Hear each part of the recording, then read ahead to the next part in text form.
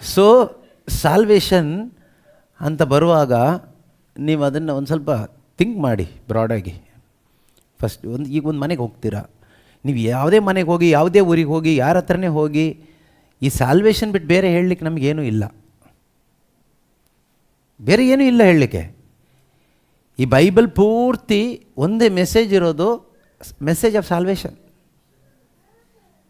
ಈ message of salvation ಅಂತ ಬರುವಾಗ completely about one person, Jesus Christ ಬಗ್ಗೆ. ಮೋಶೆ ಬಗ್ಗೆ ಹೇಳಲಿಕ್ಕಲ್ಲ ಈ ಪುಸ್ತಕ ಇರೋದು, ಅಬ್ರಹಾಮನ ಬಗ್ಗೆ ಹೇಳಲಿಕ್ಕಲ್ಲ, ಮಾತೆ ಮರಿಯಳ ಬಗ್ಗೆ ಹೇಳಲಿಕ್ಕೂ ಅಲ್ಲ, ಜೋಸೆಫ್ ಬಗ್ಗೆ ಹೇಳಲಿಕ್ಕೂ ಅಲ್ಲ, ಪೌಲ್ರ ಬಗ್ಗೆ ಹೇಳಲಿಕ್ಕೂ ಅಲ್ಲ, ಅಪೊಸ್ತಲರ ಬಗ್ಗೆ ಹೇಳಲಿಕ್ಕೂ ಅಲ್ಲ. ಈ ಪುಸ್ತಕ ಇರೋದು ಒಬ್ಬರ ಬಗ್ಗೆ ಹೇಳಲಿಕ್ಕೆ ಮಾತ್ರನೇ, ಅದು ಯೇಸು ಕ್ರಿಸ್ತ. ಇದು ಫಸ್ಟ್ ನಮ್ಮ ಮೈಂಡಲ್ಲಿರಬೇಕು.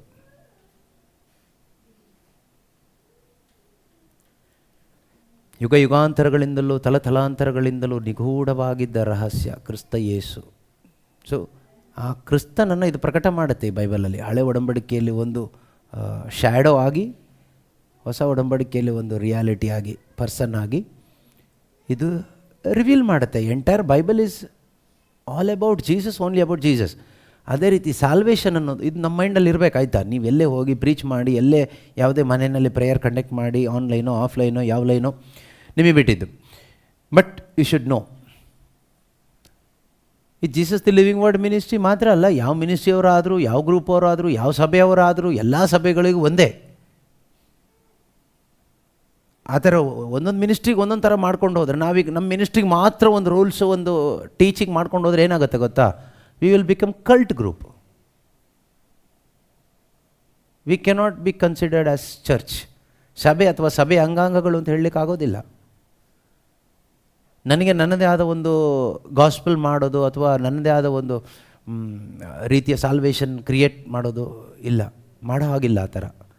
ಸಾಧಾರಣವಾಗಿ ಯಾವುದೇ ಮೇನ್ ಸಭೆಗಳಲ್ಲಿ ಯಾವುದು ಆ ಥರ ಇಲ್ಲ. ಆದರೆ ಕೆಲವೊಂದು ಗ್ರೂಪ್ಗಳು ಅವ್ರವ್ರದ್ದೇ ಆದ ಥಿಯಾಲಜಿ ಇರುತ್ತೆ, ಅವ್ರದ್ದೇ ಆದ ರೀತಿಯಲ್ಲಿ ಕ್ರೈಸ್ಟ್ನ ಪ್ರೆಸೆಂಟ್ ಮಾಡಿ, ಸಾಲ್ವೇಷನ್ನ ಪ್ರೆಸೆಂಟ್ ಮಾಡಿ ಹೋಗ್ತಾರೆ. ಅದನ್ನೇ ಕಲ್ಟ್ ಗ್ರೂಪ್ಗಳಂತ ಹೇಳೋದು. ಸೊ ನಾವು ಕಲ್ಟ್ ಆಗೋ ಸಾಧ್ಯತೆ ಇದೆ ಯಾವಾಗ ನಮಗೆ ಈ ಟ್ರೂತ್ ಗೊತ್ತಿಲ್ಲದೆ ಇದ್ದರೆ. ಸೊ ಅದರಿಂದ ಬೈಬಲ್ ಇರೋದು ಒಂದೇ ಒಂದು ಸಂದೇಶ ಪ್ರಚಾರ ಮಾಡಲಿಕ್ಕೆ, ಶುಭ ಸಂದೇಶ. Bible is for proclaiming gospel, and gospel means salvation, ರಕ್ಷಣೆ, ಸಾಲ್ವೇಷನ್. ಓಕೆ, ಈ ಸಾಲ್ವೇಷನ್ ಯಾರ ಕುರಿತು ಮಾತಾಡುತ್ತೆ ಅಂದರೆ ಕ್ರಿಸ್ತನ ಕುರಿತಾಗಿ, ಅಬೌಟ್ ಜೀಸಸ್. ಸೊ ಇದು ನಮ್ಮ ತಲೆಯಲ್ಲಿ ಯಾವಾಗಲೂ ಇರಬೇಕು. ಯಾಕೆ ಇರಬೇಕು ಅಂದರೆ, ಈ ಎಷ್ಟೋ ಜನ ಇವತ್ತು ವಂಚಕರು ಬಂದಿದ್ದಾರೆ, ವಂಚಕ ಪ್ರವಾದಿಗಳು, ಪ್ರಬೋಧನೆಗಳು, ಸಭೆಗಳು ಇದೆ. ಸೊ ಅದಕ್ಕೆ ಒಳಗಾಗಿ ನಮ್ಮ ಒಂದು ವಿಶ್ವಾಸವನ್ನು ಹಾಳು ಮಾಡ್ಕೊಳ್ಳೋಂಥ ಸಾಧ್ಯತೆ ಇದೆ. ರಕ್ಷಣೆ ಹೊಂದಿಕೊಳ್ಳದೇನೆ ರಕ್ಷಣೆ ಹೊಂದ್ಕೊಂಡಿದ್ದೀವಿ ಅಂತ ತಿಳ್ಕೊಳ್ಳುವಂಥ ಒಂದು ಸಾಧ್ಯತೆ ಇದೆ. ಹೊಸ ಜನ್ಮವನ್ನು ಪಡ್ಕೊಳ್ತೇನೆ, ಹೊಸ ಜನ್ಮ ಪಡ್ಕೊಂಡಿದ್ದೀನಿ, without being born again we think that I am born again. ಈ ರೀತಿ ಅನೇಕ ರೀತಿಯಲ್ಲಿ ಡಿಸೀವ್ ಆಗುವಂಥ ಸಾಧ್ಯತೆ ಇದೆ. ನಮ್ಮಲ್ಲೂ ಡಿಸೀವ್ ಆದವರು ಅನೇಕರು ಇರ್ಬೋದು. ನಿಜವಾದ ಒಂದು ರಕ್ಷಣೆ ಹೊಂದ್ಕೊಳ್ತೇನೆ, ರಕ್ಷಣೆ ಹೊಂದ್ಕೊಬಿಟ್ಟಿದ್ದೀನಿ, ಹೊಸ ಜನ್ಮ ಪಡ್ಕೊಳ್ತೇನೆ, ನಾನು ಹೊಸ ಜನ್ಮ ಪಡ್ಕೊಂಡಿದ್ದೀನಿ ಅನ್ನೋ ರೀತಿಯಲ್ಲಿ ಇರುವವರು ಕೆಲವರು ಇರ್ಬೋದು. ಕೆಲವೊಮ್ಮೆ ನಾವು ಹೊಸ ಜನ್ಮ ಪಡ್ಕೊಂಡು ರಕ್ಷಣೆಗೆ ಬಂದು ಕೂಡ ಅದು ನಮಗೆ ಅರಿವಿಲ್ಲದೆ ಹೋಗುವಾಗ ನಮಗೇನಾಗುತ್ತೆ, ವಿಶ್ವಾಸದಲ್ಲಿ ಬಿದ್ದು ಹೋಗ್ತೀವಿ. ಸೊ ಆ ರೀತಿಯಲ್ಲಿ ಅನೇಕ ಸಾಧ್ಯತೆಗಳಿದೆ. ಇದು ಯಾವುದಕ್ಕೂ ನಾವು ಒಳಗಾಗದೇ ಇರಲಿಕ್ಕೆ ನಮಗೆ ಈ ಫಂಡಮೆಂಟಲ್ ಟ್ರೂತ್ಸ್ ಗೊತ್ತಿದ್ದರೆ, ಮೂಲಭೂತ ಸತ್ಯಗಳು ನಮಗೆ ಗೊತ್ತಿದ್ದರೆ ಖಂಡಿತವಾಗ್ಲೂ ನಾವು ಬಿಗಿಯಾಗಿ ನಿಂತ್ಕೋಬೋದು. ಇವತ್ತಿನ ಈ ಒಂದು ಫಾಲ್ಸ್ ಡಾಕ್ಟ್ರಿನ್ಸ್, ತಪ್ಪಾದ ಪ್ರಬೋಧನೆಗಳ ಗಾಳಿಯಲ್ಲಿ ಸಿಕ್ಕಾಕೊಂಡು ಹೋಗೋದಿಲ್ಲ. ಅದರಿಂದ ಈ ಸಾಲ್ವೇಷನ್ಗೆ ಸಂಬಂಧಪಟ್ಟ ಹಾಗೆ ಈ ಬೈಬಲ್ನಲ್ಲಿ ಸ್ಟಾರ್ಟಿಂಗ್ ಟು ಎಂಡ್ ನಾನು ಹೇಳ್ತಾ ಇರೋದು, ಜೆನಿಸಿಸ್ ಟು ರೆವಲೇಷನ್, ಇದನ್ನು ಈ ಥರ ಪಾರ್ಟ್ ಮಾಡ್ಬೋದು ಬೇಕಾದರೆ. ಸೊ ಯಾವ ಥರ ಪಾರ್ಟ್ ಮಾಡ್ಬೋದು? ಫಸ್ಟ್ ಸಾಲ್ವೇಷನ್ ಬಗ್ಗೆ ಅಲ್ವಾ ನಾವೀಗ ನೋಡ್ತಾ ಇರೋದು. ಪ್ರೀ ಕೆ ಜಿಗೆ ಹೋಗ್ತಾಯಿದ್ದೀವಿ, ನೆನ್ಪಿಟ್ಕೊಳ್ಳಿ. 1ನೇ ಕ್ಲಾಸ್ ಅಲ್ಲ, ಪ್ರೀ ಕೆ ಜಿಯಿಂದ ನಾವು ಮತ್ತೆ ಕ್ಲಾಸ್ 1ಗೆ ಬರಬೇಕೀಗ. ಈ ಧ್ಯಾನ ಮುಗಿದಿ ಅದರೊಳಗಡೆ ಈ ಥರ ನಿಮ್ಗೆ ಈಸಿ ಆಗುತ್ತೆ. ಈ ಥರ ಮೈಂಡಲ್ಲಿ ಇಟ್ಕೋಬೋದು. ಪ್ರೀ ಸಾಲ್ವೇಷನ್ ಬೇಕಾದ್ರೆ ಈಗ ಇದ್ದಿದ್ದರೆ ತೋರಿಸ್ಬೋದಾಗಿತ್ತು ಬರೆದು ಅಲ್ವಾ, ಬೋರ್ಡ್ ಇದ್ದಿದ್ರೆ ಏನಾದರೂ ಮಾಡಿದರೆ. ನಾವು ಅಷ್ಟು ಬೋರ್ಡೆಲ್ಲ ತರುವಷ್ಟು ಇನ್ನೂ ಆಗಿಲ್ಲ ಬಿಡಿ. Pre salvation, next salvation, post salvation,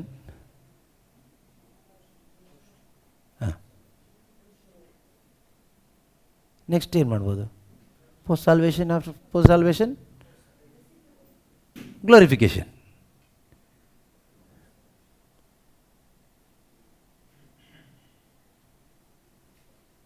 next eternity with god.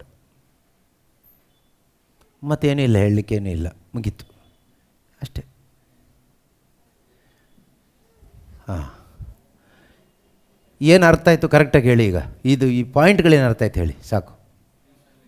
Pre salvation. Pre salvation ಅಂದರೆ ರಕ್ಷಣೆಗಿಂತ ಮುಂಚಿತವಾಗಿ ಪ್ರೀ ಸಾಲ್ವೇಷನ್.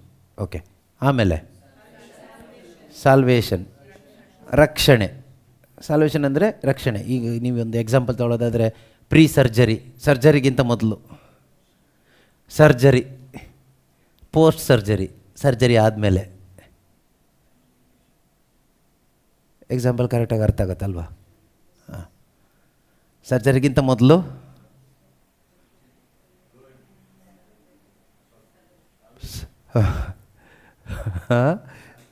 ಸರ್ಜರಿಗಿಂತ ಮೊದಲು ಎಲ್ಲ ಇನ್ಸ್ಟ್ರಕ್ಷನ್ ಕೊಡೋದು, ಭಯಪಡಿಸೋದು, ಎನ್ಕರೇಜ್ ಮಾಡೋದು ಎಲ್ಲ ಇರುತ್ತೆ. ಆಮೇಲೆ ಸರ್ಜರಿಯಲ್ಲಿ ಬ್ಲಡ್ ಶೆಡ್ ಇದ್ದೇ ಇರುತ್ತೆ. ಬಟ್ ಈ ಸರ್ಜರಿಯಲ್ಲಿ ನಮ್ಮದಲ್ಲ, ಯೇಸುವಿನ ಬ್ಲಡ್. ಸಫರಿಂಗ್ ಇದ್ದೇ ಇರುತ್ತೆ, ಪೇಯ್ನ್ ಇದ್ದೇ ಇರುತ್ತೆ. ಪೋಸ್ಟ್ ಸರ್ಜರಿ ಡಾಕ್ಟ್ರ್ ಜೊತೆಗೆ ನಾವು ಇರ್ತೀವಿ. ಒಂದು ಒದ್ದಾಟ ಇರುತ್ತೆ. ಆಮೇಲೆ ಸೊ ಅದಾದಮೇಲೆ ಕಂಪ್ಲೀಟ್ ಹೀಲಿಂಗ್ ಆದಮೇಲೆ ಒಂದು ಗ್ಲೋರಿಫಿಕೇಷನ್. ಆಯ್ತಪ್ಪ, ಇನ್ನು ಡಾಕ್ಟ್ರನ್ನು ಭೇಟಿ ಆಗೋದು ಬೇಡ, ಮೆಡಿಸಿನ್ ತಗೊಳ್ಳೋದು ಬೇಡ, ಪೇಯ್ನ್ ಇಲ್ಲ, ಏನಿಲ್ಲ, ಕಂಪ್ಲೀಟ್ಲಿ ಫ್ರೀ. ಬಟ್ ಈಗ ಹ್ಯೂಮನ್ ಬಾಡಿಗೆ ಅಷ್ಟೇ ಆಗೋದು, ಮತ್ತೆ ಸತ್ತೋಗೋದೇ ಒಂದು ಇಂಟರ್ನಲ್ ಲೈಫ್ ಅಂತ ತಗೊಳ್ಳಿ. ಮತ್ತು ಕಾಯಿಲೆನೂ ಇಲ್ಲ, ಡಾಕ್ಟ್ರೂ ಇಲ್ಲ, ಮನುಷ್ಯರು ಇಲ್ಲ, ಟ್ರೀಟ್ಮೆಂಟು ಇಲ್ಲದ ಒಂದು ಅವಸ್ಥೆ ಪರ್ಮನೆಂಟ್ಲಿ, ಮತ್ತು ಯಾವತ್ತೂ ಬರೋದು ಇಲ್ಲ ಪ್ರಪಂಚಕ್ಕೆ. ಸೊ ಅದೇ ರೀತಿ eternal life, living with god for ever. Surgery example best ಅನಿಸುತ್ತೆ. ಇದನ್ನು ಮೈಂಡಲ್ಲಿ ಇಟ್ಕೊಳ್ಳಿ. ಸರ್ಜರಿದು ಯಾವಾಗಲೂ ಮೈಂಡಲ್ಲಿ ಇಟ್ಕೊಳ್ಳಿ. ಇದನ್ನು ಮೈಂಡಲ್ಲಿ ಇಟ್ಕೊಂಡು ನೀವು ಗಾಸ್ಪೆಲ್ ಕೊಡೋದು. ನಾವೇನು ಮಾಡ್ತೀವಿ ಅಂದರೆ ಕೆಲವೊಮ್ಮೆ ಪ್ರೀ ಸರ್ಜರಿ, ಪೋಸ್ಟ್ ಸರ್ಜರಿ, ಅದಾದಮೇಲೆ ಇರ್ತಕ್ಕಂಥ ಹೆಲ್ದಿ ಲೈಫ್ ಅದೆಲ್ಲ ಬಿಟ್ಟು ಸಮಾಧಿದ ಬಗ್ಗೆ ಹೇಳಕ್ಕೆ ಹೋಗ್ತೀವಿ.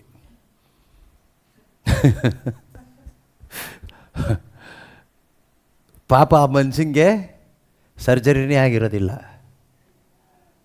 ಇನ್ನು ಕೆಲವ್ರಿಗೆ ಏನು ಹೇಳ್ತೀವಿ ನಾವು? ಬರೀ ಸರ್ಜರಿ ಬಗ್ಗೆ ಮಾತ್ರ, ಪೇಯ್ನ್ ಬಗ್ಗೆ ಮಾತ್ರ ಹೇಳ್ತೀವಿ. ಕ್ರಿಸ್ತನು ನಿನಗಾಗಿ ಸತ್ತ, ನಿನ್ನ ಬದಲಿಗೆ ಸತ್ತ, ಯೇಸು ನಿನ್ನ ಬದಲಿಗೆ ಸತ್ರು. ಇನ್ನು ಕೆಲವ್ರಿಗೆ ಏನು ಹೇಳ್ತೀವಿ ನಾವು? ಈಗ ನೀವು ಹೇಳಿದ ಹಾಗೆ ಪೀಸ್ ಆಗಿ ಇದೆಲ್ಲ ಆನೆದು ಬಾಲನೂ ಹೇಳಿದ್ರಿ, ತಲೆನೂ ಹೇಳಿದ್ರಿ, ಕಣ್ಣು ಹೇಳಿದ್ರಿ, ಕಾಲು ಹೇಳಿದ್ರಿ. ಟೋಟಲ್ ಇದರಲ್ಲಿ ಆನೆ ಇದೆಯಾ ಕೇಳಿದ್ರೆ ಆನೆ ಇದೆ. ಇನ್ನು ನಾವು ಕಂಡುಹಿಡಿಬೇಕು ಇದರಲ್ಲಿ ಆನೆ ಯಾವುದು ಅಂತ. ಪಾಪ ಹೊಸ್ದಾಗಿ ಒಬ್ಬರು ಆನೆನೇ ನೋಡದೇ ಇದ್ದವನಿಗೆ ನೀವು ಸೊಂಡ್ಲ ಬಗ್ಗೆ ಹೇಳಿದ್ರೆ ಅವ್ನು ತಿಳ್ಕೊತಾರೆ, ಓಯ್ ಸೊಂಡ್ಲೇ ಆನೆ ಇರಬೇಕು ಅಂತ. ಎಕ್ಸಾಂಪಲ್ ನೀವು ಥಿಂಕ್ ಮಾಡಿ ಸೀರಿಯಸ್ ಆಗಿ. ಆನೆ ಅಂದರೆ ಏನೂ ಗೊತ್ತಿಲ್ಲ, ಅವ್ನು ಯಾವತ್ತೂ ಆನೆ ನೋಡಲಿಲ್ಲ. ನೀವು ಆನೆ ಕಿವಿನ ಎಕ್ಸ್ಪ್ಲೈನ್ ಮಾಡ್ತಾಯಿದ್ದೀರಾ. ಸೊ ಅವ್ನ ಮೈಂಡಲ್ಲಿ ಆನೆ ಅಂತ ಬರುವಾಗ ಏನು ಬರುತ್ತೆ? ಮರದ ಥರ ದೊಡ್ಡ ಇದು ಆನೆ. ಇನ್ನೊಂದು ಹೀಗೆ ಸೊಂಡ್ಲು, ಇದೇನು ಆನೆ. ಕಾಲು, ಇದೇನು ಆನೆ. ನೀವು ಎಕ್ಸ್ಪ್ಲೈನ್ ಮಾಡಿದ ಆನೆದೇ ಒಂದು ಪಾರ್ಟ್, ತಪ್ಪು ಅಂತ ಏನಿಲ್ಲ. ಬಟ್ ಅವನ ಮೈಂಡಿಗೆ ಏನು ಹೋಯ್ತು? ಆನೆ ಅಂದರೆ ಇದು, ಕಾಲು ಹಿಂಗಿರುತ್ತಪ್ಪ, ಆನೆ ಸಗಣಿ ಅಂದರೆ ಹೀಗಿರುತ್ತೆ, ಆನೆ ಕಣ್ಣಂದರೆ ನನಗೆ ನಿಮಗೆ ಗೊತ್ತು. ನೀವು ಏನು ಎಕ್ಸ್ಪ್ಲೈನ್ ಮಾಡ್ತೀರಿ ಯಾರಿಗೆ ಗೊತ್ತು ಅಲ್ವಾ? ಸೊ ಟುಗೆದರ್ ಆನೆನ ಪ್ರೆಸೆಂಟ್ ಮಾಡಿದ್ರೆ ಅವನಿಗೆ ಎಲ್ಲಾದರೂ ಆನೆ ಬಂದರೆ ಗೊತ್ತಾಗುತ್ತೋ ಇಲ್ಲಿ ಆನೆ ಬಂತು ಅಂತ. ಯೇಸು ಬಂದರೆ ಅವನ ಜೀವನದಲ್ಲಿ ಗೊತ್ತಾಗುತ್ತೋ ಯೇಸುನೇ ಬಂದಿದ್ದಾರೆ ಇಲ್ಲಿ ಅಂತ. ನಾವು ಈ ಸೊಂಡ್ಲು ಕಾಲು ಎಲ್ಲ ಹೇಳಿ ಬಂದಿರೋದ್ರಿಂದ ಯೇಸು ಸ್ವಾಮಿ ಅವನ್ನ ದಾಟಿ ಹೋದರೂ ಅವನಿಗೆ ಗೊತ್ತಾಗಲ್ಲ ಯೇಸು ದಾಟಿ ಹೋದರು ಅಂತ.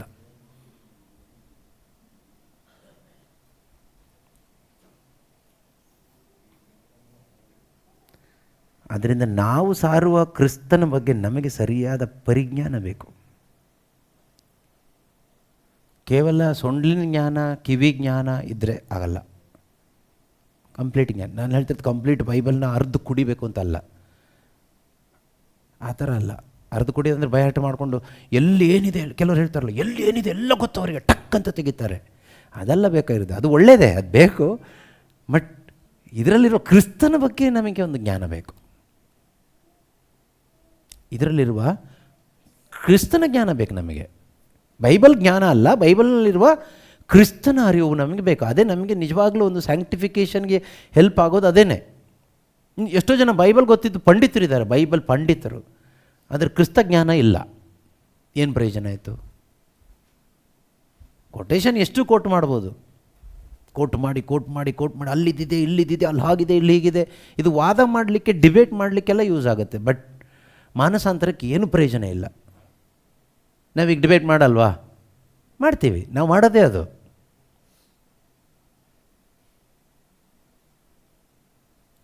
ಏನು ಪ್ರಯೋಜನ ಇದೆ ಡಿಬೇಟ್ ಮಾಡಿ?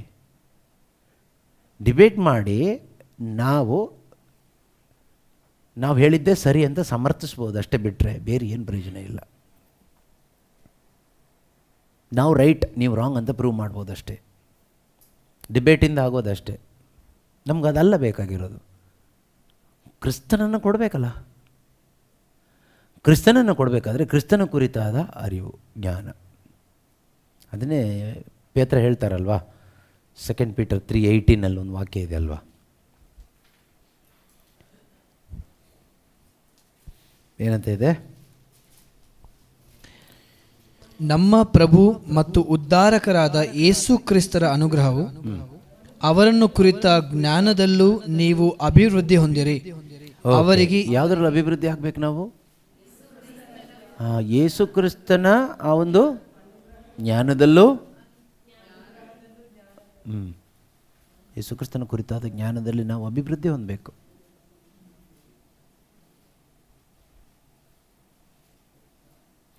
ನಾವು ತುಂಬ ಪ್ರಬೋಧನೆಗಳನ್ನ ಕೇಳಿ ಅಥವಾ ತುಂಬ ಟಾಪಿಕ್ಸ್ಗಳನ್ನ ಕೇಳಿ ತಿಳ್ಕೊಳ್ಳೋದಲ್ಲ ಮುಖ್ಯ. ಒಳ್ಳೆಯದೇ, ಬೇಕು, ಅದೆಲ್ಲ ಬೇಕು. ಬಟ್ ನಾನು ಹೇಳಿದ್ನಲ್ವಾ, ಮನೆಗೆ ಕಿಟಕಿ ಬೇಕು, ಮನೆಗೆ ಫ್ಯಾನ್ ಬೇಕು, ಲೈಟ್ ಬೇಕು, ಪೇಂಟಿಂಗ್ ಬೇಕು, ಪ್ಲಂಬಿಂಗ್ ಬೇಕು, ಎಲ್ಲ ಬೇಕು. ಫೌಂಡೇಶನ್ ಗಟ್ಟಿ ಬೇಕಲ್ಲ. ಫೌಂಡೇಶನ್ನೇ ಗಟ್ಟಿ ಇಲ್ಲದೆ ನಾವು ಮನೆಗೆ ಎಷ್ಟು ಕಾಸ್ಟ್ಲಿದು ಎ ಸಿ ಹಾಕ್ಸಿದ್ದೀವಿ ಗೊತ್ತಾ? ಗಾಳಿ ಬಂದರೆ ಬಿಲ್ಡಿಂಗ್ ಬಿದ್ದೋಗುತ್ತೆ, ಅವಾಗ ಎ ಸಿನೂ ಉದುರೋಗುತ್ತಲ್ವಾ? ನಾವು ಎಷ್ಟು ಕಾಸ್ಟ್ಲಿ ಫ್ಯಾನ್ ಹಾಕಿದ್ದೀವಿ ಗೊತ್ತಾ? ರಿಮೋಟ್ ಕಂಟ್ರೋಲ್ ಹಾಕಿದ್ದು ಒತ್ತಿದ್ರೆ ಸಾಕಾಗಿ ತಿರುಗುತ್ತೆ, ಒಳ್ಳೆಯದೇ. ಆದರೆ ಫೌಂಡೇಶನ್ ಗಟ್ಟಿ ಇಲ್ಲದೆ ನೀನು ರಿಮೋಟ್ ಫ್ಯಾನ್ ಹಾಕಿ ಏನು ಪ್ರಯೋಜನ? ನಾವು ಎಷ್ಟು ಕಾಸ್ಟ್ಲಿ ಗ್ಲಾಸಿ ಪೇಂಟ್ ಮನೆಗೆ ಮಾಡಿದ್ದೀವಿ ಗೊತ್ತಾ? Fine, what about the foundation? ನಾವೆಷ್ಟು ವರ್ಷದಿಂದ Jesus the living word ministry ಇದೆ ಗೊತ್ತಾ? ಎಷ್ಟು ಕಡೆ ನಾವು ರಿಟ್ರೀಟ್ ಕಂಡಕ್ಟ್ ಮಾಡಿದ್ದೀವಿ ಗೊತ್ತಾ? ನಾವೆಷ್ಟು ಜನ ಇದ್ದೀವಿ ಗೊತ್ತಾ? ನಾವೆಷ್ಟು ರೀಜನಲ್ ವೈಸ್ ಕೆಲಸ ಮಾಡ್ತಿದ್ದೀವಿ ಗೊತ್ತಾ? ನಮ್ಮಲ್ಲಿ ಎಷ್ಟು ಯೂತ್ಸ್ ಇದ್ದಾರೆ, ಏನೆಲ್ಲ ಇನ್ಸ್ಟ್ರೂಮೆಂಟ್ಸ್ ಇದೆ, ಏನೆಲ್ಲ ಸೋಷಿಯಲ್ ಮೀಡಿಯಾದಲ್ಲಿ ಮಾಡ್ತಿದ್ದೀವಿ. ಇದು ತಗೊಂಡು ಏನು ಮಾಡೋಣ? ಯಾವ ಪ್ರಯೋಜನಕ್ಕೆ? ಫೌಂಡೇಶನ್ ಎಲ್ಲಿದೆ, ಏನಿದೆ? ಇದರಲ್ಲಿ ಬೆಳಿಬೇಕು, ಬೇರೆ ಏನೂ ಅಲ್ಲ. ನಮ್ಮ ಬೆಳವಣಿಗೆ ಬೇಕಾಗಿರೋದು ಇದರಲ್ಲಿ. ಕ್ರಿಸ್ತನನ್ನು ಅರಿತುಕೊಳ್ಳೋದ್ರಲ್ಲಿ ನಾವು ಗ್ರೋ ಆಗಬೇಕು, ಬೇರೆ ಯಾವುದರಲ್ಲಿ ಅಲ್ಲ. ಒಳ್ಳೆ ಹಾಡು ಕಲಿಯೋದ್ರಲ್ಲ, ತುಂಬ ವಾಕ್ಯ ಕಲಿಯೋದ್ರಲ್ಲೂ ಅಲ್ಲ. ಒಳ್ಳೆಯದೇ, ಇದೆಲ್ಲ ಒಳ್ಳೆಯದೇ. ಕೆಟ್ಟದ್ದು ಅಥವಾ ಕಲಿಬೇಡಿ ಅಂತಲ್ಲ ನಾನು ಹೇಳ್ತಾ ಇರೋದು, ಅದಲ್ಲ ನಮ್ಮ ಗ್ರೋತ್. ನಾವು ಹೇಗೆ ಗ್ರೋತ್ನ ಚರ್ಚೆ ಮಾಡ್ತೀವಿ? ಮೊದಲು ಬಂದಾಗ ನೆವಿಲ್ಗೇನು ಹಾಡೋಕ್ಕೆ ಬರ್ತಾ ಇರಲಿಲ್ಲ, ಈಗ ನೆವಿಲ್ ತುಂಬ ಹಾಡೋದೆಲ್ಲ ಕಲ್ತಿದ್ದಾನೆ, ಗ್ರೋ ಆಗಿದ್ದಾನೆ ಅಂತ. ಮಣ್ಣಂಗಟ್ಟಿ ಗ್ರೋ ಆಗಿದ್ದಾನೆ. ಏನು ಹಾಡು ಕಲಿತು ಹಾಡಲ್ಲಿ ಗ್ರೋ ಆಗೋದಾ? ಮೊದಲು ಬಂದಾಗ ನಮ್ಮ ಡಾಲ್ಫಿಗೆ ಒಂದು ವಾಕ್ಯ ಗೊತ್ತಿರಲಿಲ್ಲ, ಈಗ ಪಟ ಪಟ ಪಟ ಪಟ ವಾಕ್ಯ ಹೇಳ್ತಾನೆ. ಅರ್ಧ ಗಂಟೆ ಪ್ರೀಚಿಂಗ್ ಕೊಟ್ಟರೆ 1 ಗಂಟೆ ಆದರೂ ಮೈಕ್ ಇಡೋದಿಲ್ಲ ಅಲ್ಲೋ ಡಾಲ್ಫಿ? ಅಷ್ಟು ವಾಕ್ಯ ತುಂಬ ಗ್ರೋ ಆಗಿದ್ದಾನೆ. ಅದೆಲ್ಲ ಗ್ರೋತ್, ಫೂಲಿಶ್ನೆಸ್ ಅದು.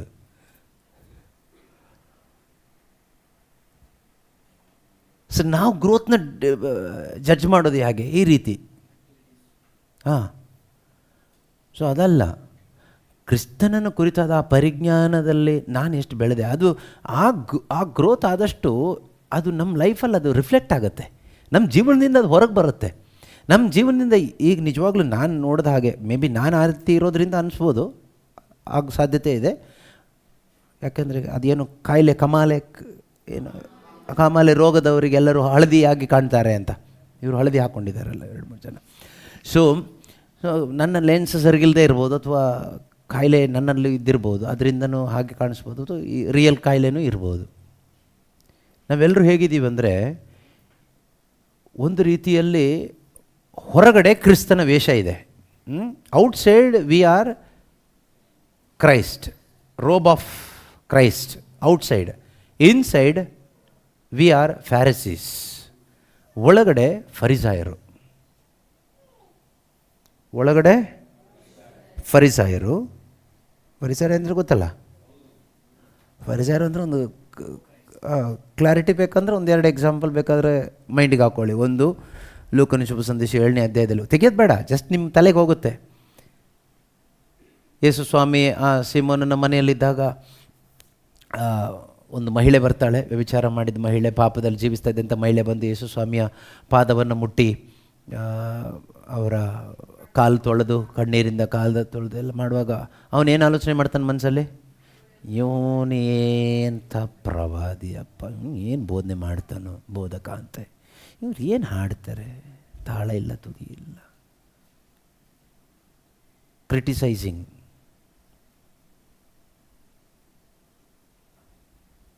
ಆ ರೀಜನ್ ಅವ್ರು ಏನು ಕೆಲಸ ಮಾಡಲ್ಲ, ಸುಮ್ಮನೆ ವೇಸ್ಟು, ಸುಮ್ಮನೆ ನಾಟಕ ಮಾಡ್ತಾರೆ.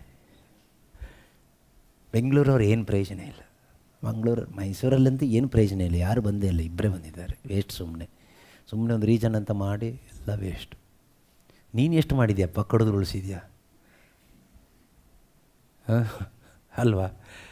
ಸೊ ಆ ರೀತಿ. ಇನ್ನೊಂದು ಫರಿಸಾಯನ್ ಮೆಂಟಾಲಿಟಿ ನಾವು ನೋಡಬೇಕಾದ್ರೆ, ಇಬ್ಬರು ಪ್ರಾರ್ಥನೆ ಮಾಡ್ಲಿಕ್ಕೆ ಹೋಗ್ತಾರೆ, ಸುಂಕ ವಸೂಲಿ ಅವನೊಬ್ಬ, ಫರಿಸಾಯನೊಬ್ಬ. ಅವನೇನು ಮಾಡ್ದ? ದೊಡ್ಡ ಬಿಲ್ಡಪ್ ಕೊಡ್ದ ಅಲ್ವಾ? ನಾವು ಅದು ಮಾಡಿದ್ವಿ, ನಮ್ಮದು ಜೀಸಸ್ ಲಿವಿಂಗ್ ವರ್ಡ್ ಮಿನಿಸ್ಟ್ರಿ, ನಮಗೆ ಸತ್ಯದ ಅರಿವಿದೆ, ನಮಗೆ ಅದಿದೆ, ಇದೆ, ಸ್ತೋತ್ರ ದೇವ, ನಮಗೆ ಸತ್ಯದ ಅರಿವಿದೆ ಸ್ವಾಮಿ, ಅದಕ್ಕಾಗಿ ಸ್ತೋತ್ರ. ನಾವು ಇತರರಂತೆ ಸುಳ್ಳಿನಲ್ಲಿ ಬದುಕ್ತಾ ಇಲ್ಲ, ಅದಕ್ಕಾಗಿ ಸ್ತೋತ್ರ. ನಮ್ಮನ್ನು ನೀವು ಮೇಲೆತ್ತಿದ್ದಕ್ಕಾಗಿ ಸ್ತೋತ್ರ.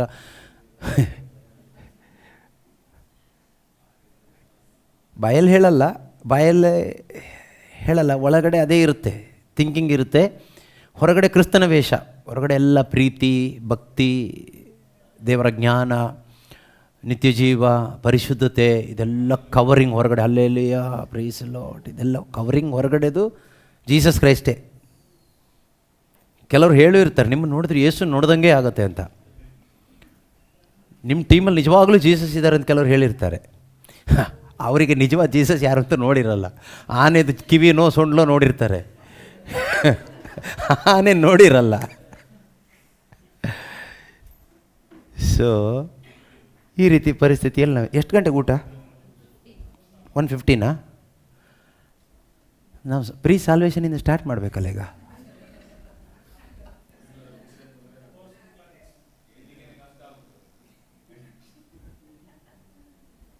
ಊಟ ಮಾಡ್ಕೊಂಡು ಸ್ಟಾರ್ಟ್ ಮಾಡೋಣ ಈಗ. ಯಾಕಂದರೆ ಇದು ಈಗ ಪೋಸ್ಟ್ ಲಂಚ್ ಅಂತ ಹೇಳಿಬಿಟ್ನಲ್ಲ ಹರ್ಷಿತ್. ಪೋಸ್ಟ್ ಲಂಚ್ ಊಟ ಆದಮೇಲೆ ಅಂತ. ಏನು ಎಕ್ಸ್ಪೀರಿಯನ್ಸ್ ಶೇರ್ ಮಾಡೋದು ಇದು ಫಸ್ಟ್ ತಿಳ್ಕೊಳ್ಳೋಣ.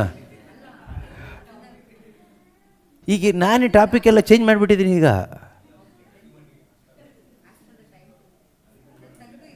ಈಗ ಯಾರು ಎಕ್ಸ್ಪೀರಿಯನ್ಸ್ ಶೇರ್ ಮಾಡಲ್ಲ ಮಲ್ಲೇಕ. ಈಗ ಶೇರ್ ಮಾಡೋಕ್ಕೆ ಬಿಟ್ಟರು ಕೂಡ ಮನಸಾಕ್ಷಿ ಅವ್ರಿಗೊಂಥರ ಮೆಂಟಲ್ ಡಿಸ್ಟರ್ಬ್ಡ್ ಆಗಿ ಶೇರ್ ಮಾಡ್ತಾರೆ.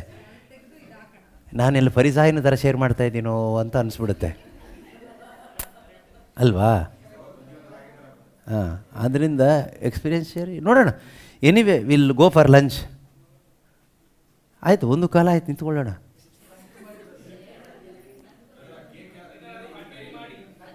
ಅಲ್ಲ, ಕಂಟಿನ್ಯೂ ಇದು. ಈ ಪೋಸ್ಟ್ ಸಾಲ್ವೇಷನ್ ಶುರು ಮಾಡ್ಬೇಕೀಗ ನಾನೀಗ. ಅದಾದಮೇಲೆ ಸಾಲ್ವೇಷನಿಗೆ ಬರಬೇಕು. ಸಾರಿ, ಪ್ರೀ ಸಾಲ್ವೇಷನ್, ಪೋಸ್ಟ್, ಆಮೇಲೆ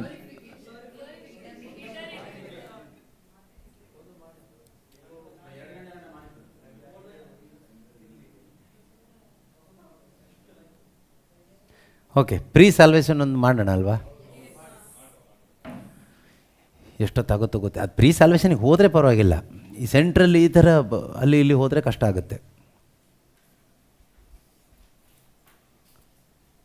ಸೊ ಪವಿತ್ರಾತ್ಮರು ನಮ್ಮ ಜೊತೆಗೆ ಯಾವಾಗಲೂ ಮಾತಾಡ್ತಾರೆ, ನೆನ್ಪಿಟ್ಕೊಳ್ಳಿ. ನೀವು ಇಲ್ಲಿ ಕೂತ್ಕೊಳ್ಳುವಾಗಲೂ, ಹೊರಗೆ ಹೋಗುವಾಗಲೂ ದೇವರ ಆತ್ಮರು ಮಾತಾಡ್ತಾ ಇರ್ತಾರೆ. ಅವರ ಸ್ವರವನ್ನು ಕೇಳಲಿಕ್ಕೋಸ್ಕರ ತವಕ ಪಡ್ತಾ ಇರಿ, ಓಕೆನಾ? ಆದರೆ ಒಂದು ನಮಗೆ ಗೊತ್ತಿರಬೇಕು, ನಾವಿಲ್ಲಿ ಬಂದಾಗ ನಮಗೊಬ್ಬ ಶತ್ರು ಇದ್ದಾನೆ, ಅವನು ಸುಮ್ಮನೆ ಇರಲ್ಲ ಅಂತ. ಯಾರನ್ನ ಕಬಳಿಸೋದು ಅಂತ ಹುಡುಕಾಡ್ತಾ ಇರ್ತಾನೆ. ಸೊ ಅವನಿಗೆ ಅವಕಾಶ ಮಾಡಿ ಕೊಡಬಾರ್ದು ನಾವು. ಸೈತಾನ ಹುಡುಕ್ತಾ ಇರೋದು ಯಾರನ್ನ ಅಂದರೆ, ಈಗ ನೀವು ಮನೇಲಿ ಯಾರನ್ನೆಲ್ಲ ಬಿಟ್ಟು ಬಂದಿದ್ರು ಅವ್ರನ್ನ ಹುಡುಕ ಅವನಿಗೆ ಕೆಲಸ ಇಲ್ಲ. ಯಾಕೆ ಅಂದರೆ ಆಲ್ರೆಡಿ ಅವನ ಬುಟ್ಟಿ ಒಳಗಡೆ ಅವ್ರು ಇದ್ದಾರೆ, ಅವರೆಲ್ಲೂ ಹೋಗಲ್ಲ ತಪ್ಪಿಸ್ಕೊಂಡು ಅಂತ ಚೆನ್ನಾಗಿ ಗೊತ್ತು. ನೀವು ನಿಮ್ಮನ್ನು ಅವ್ನ ಬುಟ್ಟಿಗೆ ಹಾಕಬೇಕು ಅಂದರೆ ಯಾವುದಾದ್ರೂ ರೀತಿಯಲ್ಲಿ ನಿಮ್ಮ ಮೈಂಡನ್ನು ಡೈವರ್ಟ್ ಮಾಡಬೇಕು. ಸೊ ಕ್ರಿಸ್ತನ ಸ್ವರ ಕೇಳಿಸ್ಕೊಳ್ಳಿಕ್ಕೆ ಆಗದ ಹಾಗೆ ಮೈಂಡನ್ನು ಡೈವರ್ಟ್ ಮಾಡ್ತಾನೆ ಅನೇಕ ರೀತಿಯಲ್ಲಿ. So you be focused on this. ಏನು ಹೇಳ್ತಾ ಬಂದೆ ನಾನು? ದೇವರ ಜ್ಞಾನ. ಹಾಂ, ಪ್ರೀ ಸಾಲ್ವೇಷನ್ ರಿಲೇಟೆಡ್ ಆಗಿಯೇ ಫರಿಸಾಯ ಇರ್ತಾರ ಅಲ್ವಾ? ಸೊ ನಾವು ಹೊರಗಡೆ ಕ್ರಿಸ್ತ, ಒಳಗಡೆ ಫರಿಸಾಯ. ಬಟ್ ನಮಗಿದು ಗೊತ್ತಾದರೆ ನಾವು ಫರಿಸಾಯನ ಓಡಿಸ್ಬೋದು. ಗೊತ್ತಾಗದೇ ಇದ್ದರೆ ಇಟ್ಸ್ ಡೇಂಜರಸ್ ಅಲ್ವಾ? ಸೊ ಇದು ನನಗೆ ಫಸ್ಟ್ ಅರ್ಥ ಆಗಬೇಕು, ನನ್ನ ಪರಿಸ್ಥಿತಿ ಹೀಗೆ ಇದೆ ಅನ್ನೋದು ನಮಗೆ ಒಂದು ಕನ್ವಿಕ್ಟ್ ಆದರೆ ಅಟ್ಲೀಸ್ಟ್ ಒಳಗಡೆ ಇರೋ ಫರಿಸಾಯನ ಓಡಿಸ್ಬೋದು. ಆಗ ಏನಾಗುತ್ತೆ ಅಂದರೆ, ನಾನು ಹೇಳಿದ್ನಲ್ಲ, ಆ ಬೆಳಕು, ಆ ಕಿರಣದ ಮುಖಾಂತರ ಪವರ್ ಬರುತ್ತೆ, ಬೆಂಕಿ ಬರುತ್ತೆ. ನಾವಿವತ್ತು ಫರಿಸಾಯರ ಒಂದು ಸಮೂಹವಾಗಿ ಇದೀವೋ ಅಂತ ಎಲ್ಲೋ ಒಂದು ಡೌಟ್ ಬರ್ತಾ ಇದೆ ಅಷ್ಟೆ. ಅದಕ್ಕೆ ನಾನು ಹೇಳಿದ್ದು, ನಾನು ಫರಿಸಾಯ ಆಗಿರೋದ್ರಿಂದನೋ ಅಥವಾ ನಾವು ಒಟ್ಟಾಗಿ ಫರಿಸಾಯರೇ ಆಗಿದ್ದೀವೋ ಗೊತ್ತಿಲ್ಲ. ಬಟ್ ಎನಿವೇ ಅಲ್ಲಿ ನಾವೊಂದು ಗಮನ ಇಡೋಣ. ಫರಿಸಾಯರಾಗುವ ಸಾಧ್ಯತೆ ಇದೆ, ಯಾವಾಗ ಬೇಕಾದ್ರೂ ನಾವು ಫರಿಸಾಯರಾಗುವಂಥ ಸಾಧ್ಯತೆ ಇದೆ. ಗಾಸ್ಪೆಲ್ಲಿಂದ ನಾವು ಡಿವಿಯೇಟ್ ಆದಾಗ ಫರಿಸಾಯರಾಗ್ತೀವಿ. ಈ ಶುಭ ಸಂದೇಶದಿಂದ ನಾವು ಯಾವಾಗ ಡಿವಿಯೇಟ್ ಆಗ್ತೀವೋ, the moment you are deviated from the gospel you will become a Pharisee. ಫರಿಸಾಯರಿಗೂ ಯೇಸು ಕ್ರಿಸ್ತರಿಗೂ ಯಾವಾಗಲೂ ಹಗೆತನನೇ. ಯೇಸು ಯಾರನ್ನೂ ಹಾಗೆ ಮಾಡಿಲ್ಲ, ಫರಿಸಾಯರಿಗೆ ಯೇಸು ಕ್ರಿಸ್ತನ ಮೇಲೆ ಯಾವಾಗಲೂ ಹಗೆತನ ಇತ್ತು. ಈ ಫರಿಸಾಯರು ಅಂತ ಹೇಳುವಾಗ ಇವರು ಪ್ರೇಯರ್ ಇಲ್ಲದೆ ಇದ್ದವರಲ್ಲ, ಸಭೆ ಇಲ್ಲದೆ ಇದ್ದವರಲ್ಲ, ಸಂಪ್ರದಾಯಗಳಿಲ್ಲದೆ ಇದ್ದವರಲ್ಲ, ದೇವರಲ್ಲಿ ವಿಶ್ವಾಸ ಅನ್ನೋದು ಇಲ್ಲದೆ ಇದ್ದವರಲ್ಲ. ದೇವರು ಇದ್ದಾರೆ ಅನ್ನೋ ವಿಶ್ವಾಸ ಇದೆ, ದೇವರು ಒಬ್ಬರೇ ಅನ್ನೋ ವಿಶ್ವಾಸ ಇದೆ, ದೇವರು ಸೃಷ್ಟಿಕರ್ತ ಅನ್ನೋ ವಿಶ್ವಾಸ ಇದೆ, ಅವ್ರದ್ದೇ ಆದ ಸಂಪ್ರದಾಯಗಳಿದೆ, ನಿಯಮಗಳಿದೆ, ಆಚಾರ ವಿಚಾರಗಳಿದೆ, ಎಲ್ಲ ಇದೆ, A to Z ಇದೆ. ಆದರೆ ಅವರಿಗೆ ಕ್ರಿಸ್ತನನ್ನು ಅಕ್ಸೆಪ್ಟ್ ಮಾಡಲಿಕ್ಕಾಗಿಲ್ಲ. ಇವತ್ತು ಅದು ಆ ಫರಿಸಾಯ ಮನೋಭಾವನೆ ಇರತಕ್ಕಂಥವರು ಸಾರ್ವತ್ರಿಕ ಸಭೆ ಒಳಗಡೆನೇ ಇದ್ದಾರೆ, ಯೂನಿವರ್ಸಲ್ ಚರ್ಚಲ್ಲೇ ಇದ್ದಾರೆ, ಸಭೆ ಒಳಗಡೆನೇ ಇದ್ದಾರೆ, ನಮ್ಮ ಪ್ರೇಯರ್ ಗ್ರೂಪಲ್ಲೂ ಇದ್ದಾರೆ. ಯಾಕೆ ನಾವು ಆಗುವ ಸಾಧ್ಯತೆ ಇದೆ ಅಥವಾ ಆ ರೀತಿ ಇರ್ತೀವಿ ಅಂದರೆ, ನಮಗೆ ಈ ಟ್ರೂ ಗಾಸ್ಪೆಲ್ ಅನ್ನೋದು ಅಥವಾ ಟ್ರೂ ಸಾಲ್ವೇಷನ್, ಶುಭ ಸಂದೇಶದ ಮುಖಾಂತರ ಈ ಒಂದು ಟ್ರೂ ಗಾಸ್ಪೆಲ್ ನಮಗಿನ್ನೂ ಸಿಕ್ಕಿಲ್ಲ. ಅದು ನಮಗೆ ಸಿಗಬೇಕು, ಅದು ನಮಗೆ ಮೊದಲು ಕನ್ವಿಕ್ಟ್ ಆಗಬೇಕು, ನಮಗೆ ಮನವರಿಕೆ ಆಗಬೇಕು. ಅದರಿಂದ ಈ ರಕ್ಷಣೆಗೆ ಸಂಬಂಧಪಟ್ಟ ಹಾಗೆ ಮೊದಲನೇ ನಮಗೀಗ ಅರ್ಥ ಆಗ್ಲಿಕ್ಕೆ ನಾವು ಈ ಥರ ಡಿವೈಡ್ ಮಾಡ್ಕೊಂಡಿರೋದು. ನೀವು ಬೇಕಾದರೆ ಇನ್ನೂ ಬೇರೆ ಥರ ಡಿವೈಡ್ ಮಾಡ್ಕೋಬೋದು. ಹೀಗೆ ಹೋಗಬೇಕು ಅಂತ ಏನು ರೂಲ್ಸ್ ಇಲ್ಲ. ಈಗ ನಮಗೆ ಈ ಬೈಬಲ್ ಅರ್ಥ ಮಾಡ್ಕೊಳ್ಳಿಕ್ಕೆ, ಕ್ರಿಸ್ತನನ್ನು ಅರ್ಥ ಮಾಡ್ಕೊಳ್ಳಿಕ್ಕೆ, ರಕ್ಷಣೆ ಅರ್ಥ ಮಾಡ್ಕೊಳ್ಳಿಕ್ಕೆ ಈಸಿಯಾಗಿ ಪಾರ್ಟ್ ಬೈ ಪಾರ್ಟ್ ಮಾಡ್ಕೊಂಡಿದ್ದೀವಿ. ಒಂದು ಸರ್ಜರಿ ಯಾವ ರೀತಿ ಪ್ರೀ ಸರ್ಜರಿ ಪೋಸ್ಟ್ ಸರ್ಜರಿ ಅಂತ ಇರುತ್ತೋ, ಅದೇ ರೀತಿಯಲ್ಲಿ pre salvation, post. So pre salvation ಅಂತ ಹೇಳುವಾಗ ಆ್ಯಕ್ಚುಲಿ ನಾವು ಬೈಬಲಲ್ಲಿ ನೋಡುವಾಗ, ಬೈಬಲಲ್ಲಿ ಜೆನಿಸಿಸ್ ಚಾಪ್ಟರ್ 1 ಹೀಗೆ ನೋಡುವಾಗ ನಮಗೆ ಪ್ರೀ ಸಾಲ್ವೇಷನ್ ಎಲ್ಲಿ ಸಿಗುತ್ತೆ, ರಕ್ಷಣೆಗಿಂತ ಮೊದಲು ಅನ್ನೋದು ಎಲ್ಲಿ ಸಿಗುತ್ತೆ?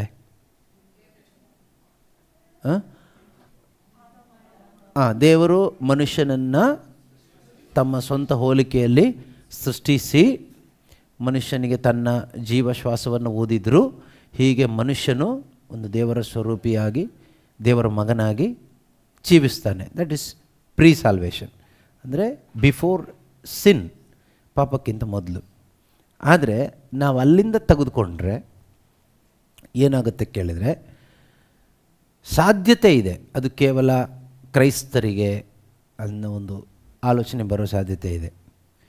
ಆದರೆ ಈ pre salvation you have to take before Genesis 1. ಆದಿಕಾಂಡ 1ನೇ ಅಧ್ಯಾಯಕ್ಕಿಂತ ಹಿಂದೆ ತಗೋಬೇಕು. ಹಿಂದೆ ತಗೊಳ್ಳೋದು ಅಂದರೆ ಯಾವ ರೀತಿ ಕೇಳಿದರೆ, ಸರಿಯಾಗಿ ನಿಮ್ಮ ಮೈಂಡಿಗೆ ಹೋಗಲಿದೆ, ಆಯಿತಾ? ಪ್ರೀ ಸಾಲ್ವೇಷನ್ ನೀವು ತಗೋಬೇಕಾದ್ರೆ ಬೈಬಲ್ ಒಳಗಡೆ ನಡೆದ ಘಟನೆ ಅಲ್ಲ ತಗೋಬೇಕಾಗಿರೋದು, ಬೈಬಲ್ ಹೇಳುವಂಥ ಸತ್ಯಗಳನ್ನ ತಗೋಬೇಕು. ಬೈಬಲ್ ಒಳಗಡೆ ನಡೆದ ಘಟನೆ ಅಲ್ಲ, ಬೈಬಲ್ ಹೇಳುವ ಸತ್ಯ. ಅಂದರೆ ಬಿಫೋರ್ ಟೈಮ್ ಬಿಗ್ಯಾನ್, ಸಮಯ ಆರಂಭ ಆಗೋದಕ್ಕಿಂತ ಮುಂಚೆ ಅಲ್ಲಿಂದ ಬರಬೇಕು. Salvation is planned by god before time began.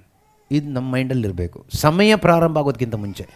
ಸಮಯ ಪ್ರಾರಂಭ ಆಗೋದಕ್ಕಿಂತ ಮುಂಚೆ ಅಂದರೆ ಜೆನೆಸಿಸ್ ಚಾಪ್ಟರ್ 1ನಲ್ಲಿ ನಾವು ನೋಡ್ತೀವಿ, in the beginning god. In the beginning god ಅನ್ನೋದು ಅಲ್ಲಿ, that is the beginning of the time. ಅದು ಯಾವುದರ ಪ್ರಾರಂಭ? ದೇವರ ಪ್ರಾರಂಭ ಅಲ್ಲ, ದೇವರ ಕಾರ್ಯದ ಪ್ರಾರಂಭ ಅಲ್ಲ, ಸಮಯದ ಪ್ರಾರಂಭ. ಅಲ್ಲಿಂದ ಸಮಯ ಪ್ರಾರಂಭ ಆಯಿತು. ಅದಕ್ಕಿಂತ ಮುಂಚೆ ದೇವರಿದ್ರಾ? ಇದ್ದರು. ಅದನ್ನು ಇಟರ್ನಿಟಿ ಅಂತ ಹೇಳ್ತೀವಿ. ಇಟರ್ನಿಟಿ, ನಿತ್ಯತೆ. ನಿತ್ಯತೆಯಲ್ಲಿ ದೇವರಿದ್ದರು. ಅದಕ್ಕೆ ನಿತ್ಯ ಜೀವ ಅಂತ ಹೇಳುವಾಗ ಅದರಲ್ಲಿ ಸಮಯ ಇಲ್ಲ. ಎಷ್ಟು ವರ್ಷ ಅಂತ ಹೇಳೋಕ್ಕಾಗಲ್ಲ, ಎಷ್ಟು ಗಂಟೆ ಎಷ್ಟು ದಿನ ಇಲ್ಲ, ಅದು ಯಾವುದು ಕ್ಯಾಲ್ಕುಲೇಷನ್ ಬರೋದಿಲ್ಲ. ಈಗ ಜೆನೆಸಿಸ್ ಚಾಪ್ಟರ್ 1 ಅಲ್ಲಿಂದ ಸಮಯ ಪ್ರಾರಂಭ ಆಯಿತು. ಆ ಸಮಯದಲ್ಲಿ ದೇವರು ಒಂದು ನಿಶ್ಚಿತ ಸಮಯದಲ್ಲಿ ಮನುಷ್ಯನನ್ನು ಸೃಷ್ಟಿ ಮಾಡಿದರು. ಅಲ್ಲಿಂದ ನಾವು ಒಳಗಡೆ ಬಂದ್ವಿ. ಈಗ ನಾವು ಸಾಲ್ವೇಷನ್ ಮೆಸೇಜ್ ಅಂತ ಹೇಳುವಾಗ we should go before time began. ಸಮಯ ಆರಂಭ ಆಗಿದ್ದಕ್ಕಿಂತನೂ ಹಿಂದಕ್ಕೆ ಹೋಗಬೇಕು. ಹಿಂದೆ ಹೋದರೆ ನಮಗೆ ಯಾರು ಸಿಗ್ತಾರೆ? ದೇವರು ಸಿಗ್ತಾರೆ ಅಲ್ವಾ? ಮಾತ್ರ ಅಲ್ಲ, ಅಲ್ಲಿ ನನ್ನ ರಕ್ಷಣೆಯ ಒಂದು ಪ್ಲ್ಯಾನ್ ಆಫ್ ಮೈ ಸಾಲ್ವೇಷನ್ ಅನ್ನೋದು ಸಮಯಕ್ಕಿಂತ ಮುಂಚಿತವಾಗಿ ದೇವರು ಏರ್ಪಡಿಸಿದರು ಅನ್ನೋದು ನಮಗೆ ಗೊತ್ತಾಗಬೇಕು. ಈಗ ಸಮಯದ ಒಳಗಡೆ ಬಂದರೆ ಒಬ್ಬ ಮನುಷ್ಯ ಸಿಗ್ತಾನೆ, ಆಯ್ಕೆ ಮಾಡಿಕೊಂಡ ಒಂದು ಮನುಷ್ಯ ಸಿಗ್ತಾನೆ, ಅಬ್ರಹಾಮ. ಇನ್ನು ಮುಂದೆ ಬಂದರೆ ಆಯ್ಕೆ ಮಾಡಿಕೊಂಡ ಜನಾಂಗ, ಇಸ್ರಾಯೇಲ್ ಜನಾಂಗ. ಅದಾದ ನಂತರ ಕ್ರೈಸ್ತ ಸಭೆ. ಹಾಗಾದರೆ ರಕ್ಷಣೆ ಆಯ್ಕೆ ಮಾಡಿಕೊಂಡ ಜನಾಂಗಕ್ಕೆ, ರಕ್ಷಣೆ ಆದಾಮನಿಂದ ಬಂದ ಜನರಿಗೆ, ಈ ರೀತಿ ಎಲ್ಲ ಬರುತ್ತೆ. ಆದಾಮನಿಂದನೇ ಎಲ್ಲರೂ ಬಂದಿದ್ದಾರಂತ ಬೈಬಲ್ ಹೇಳುತ್ತೆ. ಬಟ್ ಬಿಫೋರ್ ಟೈಮ್, ಬೈಬಲ್ ಹೇಳುವಂಥ ಸತ್ಯ ಇದೆ ಅದರಲ್ಲಿ ಅಲ್ವಾ? Before the beginning of ages, before the beginning of time, ಮನುಷ್ಯನ ರಕ್ಷಣೆ ಪ್ರಾರಂಭ ಆಗಿದ್ದು ಯಾವಾಗ ಕೇಳಿದರೆ ಆಗ. ಅದಕ್ಕೆ ಅನೇಕ ವಾಕ್ಯಗಳು ನಮಗೆ ಬೈಬಲ್ನಲ್ಲಿ ನೋಡಲಿಕ್ಕೆ ಸಾಧ್ಯ ಆಗುತ್ತೆ. ಒಂದೆರಡು ಮೂರನ ವಾಕ್ಯ ನಾವು ಮೈಂಡಲ್ಲಿ ಇದು ಯಾವಾಗಲೂ ಇಟ್ಕೊಂಡು ನೀವು ಹೋದರೆ ಒಳ್ಳೆಯದು. ಯಾವಾಗಲೂ ಇಟ್ಕೊಂಡಿರಿ ಇದನ್ನು, ಆಯಿತಾ? ಎಫೆಸದಲ್ಲೂ ಇದೆ, 1 ಪೇತ್ರ 1, 18, 19, 20. ಅದು 3 ಒಟ್ಟಿಗೆ ಓದಿದರೆ ನಮಗೆ ನಿಮ್ಮ ಪೂರ್ವಜರಿಂದ ಪರಂಪರೆಯಾಗಿ ಬಂದಿರುವ ನಿರರ್ಥಕ ನಡವಳಿಕೆಯಿಂದ ನಿಮ್ಮನ್ನು ಬಿಡುಗಡೆ ಮಾಡಲು ಕೊಡಲಾದ ಬೆಲೆಯು ಎಂಥದ್ದೆಂದು ನಿಮಗೆ ತಿಳಿದಿದೆ. ಅದು ನಶಿಸಿ ಹೋಗುವ ಬೆಳ್ಳಿ ಬಂಗಾರವಲ್ಲ, ಬದಲಿಗೆ ಯಾವ ನ್ಯೂನ್ಯತೆಯೂ ಇಲ್ಲದ, ಯಾವ ಕಳಂಕವೂ ಇಲ್ಲದ ಬಲಿಯ ಕುರಿಮರಿಯಂತ ಕ್ರಿಸ್ತ ಯೇಸುವಿನ ಅಮೂಲ್ಯ ರಕ್ತವೇ ಆ ಬೆಲೆ. ವಿಶ್ವ ಸೃಷ್ಟಿಗೆ ಮೊದಲೇ ಯೇಸು ಕ್ರಿಸ್ತರನ್ನು ದೇವರು ಇದಕ್ಕೆಂದು ಗೊತ್ತು ಮಾಡಿದ್ದರು. ಈ ಅಂತಿಮ ದಿನಗಳಲ್ಲಿ ನಿಮಗೋಸ್ಕರ ಯೇಸು ಪ್ರತ್ಯಕ್ಷರಾದರು. ಓಕೆ, ಇದು ನಮಗೆ ಗೊತ್ತಿರಬೇಕು, ಹೇಳುವಂಥ ನಮಗೆ ಗೊತ್ತಿರಬೇಕು, ಬೋಧನೆ ಮಾಡುವಂಥ ನಮಗೆ ಗೊತ್ತಿರಬೇಕು. ಓಕೆ, ಇದನ್ನು ಹೋಗ್ಬಿಟ್ಟು ಹೇಳಿ ಅಂತಲ್ಲ ನಾನು ಹೇಳ್ತಾ ಇರೋದು, ನಮಗದು ಗೊತ್ತಿರಬೇಕು ಅಂತ. ಹಾಗಾದರೆ ದೇವರ ರಕ್ಷಣಾ ಪದ್ಧತಿಯಲ್ಲಿ ಯಾರೆಲ್ಲ ಇದ್ದರೂ ಕೇಳಿದರೆ, ಅವರ ಒಂದು ಪ್ಲ್ಯಾನ್ ಆಫ್ ಸಾಲ್ವೇಷನಲ್ಲಿ ಎಲ್ಲರೂ ಇದ್ದರು. Salvation is for all people. ಎಲ್ರಿಗೂ ಈ ರಕ್ಷಣೆಯ ಸಂದೇಶ ಯಾಕೆ ತಲುಪಿಸ್ಬೇಕು ಕೇಳಿದರೆ, ಜಗತ್ತು ಸೃಷ್ಟಿಯಾಗುವ ಮೊದಲೇ, ಯುಗಗಳು ಪ್ರಾರಂಭ ಆಗೋದಕ್ಕಿಂತ ಮುಂಚಿತವಾಗಿಯೇ, ಸಮಯದ ಹಿಂದೆ ದೇವರಿದ್ದರು. ದೇವರು ಆವಾಗ ಪ್ಲ್ಯಾನ್ ಮಾಡಿದ್ದು ಮನುಷ್ಯನ ರಕ್ಷಣೆ.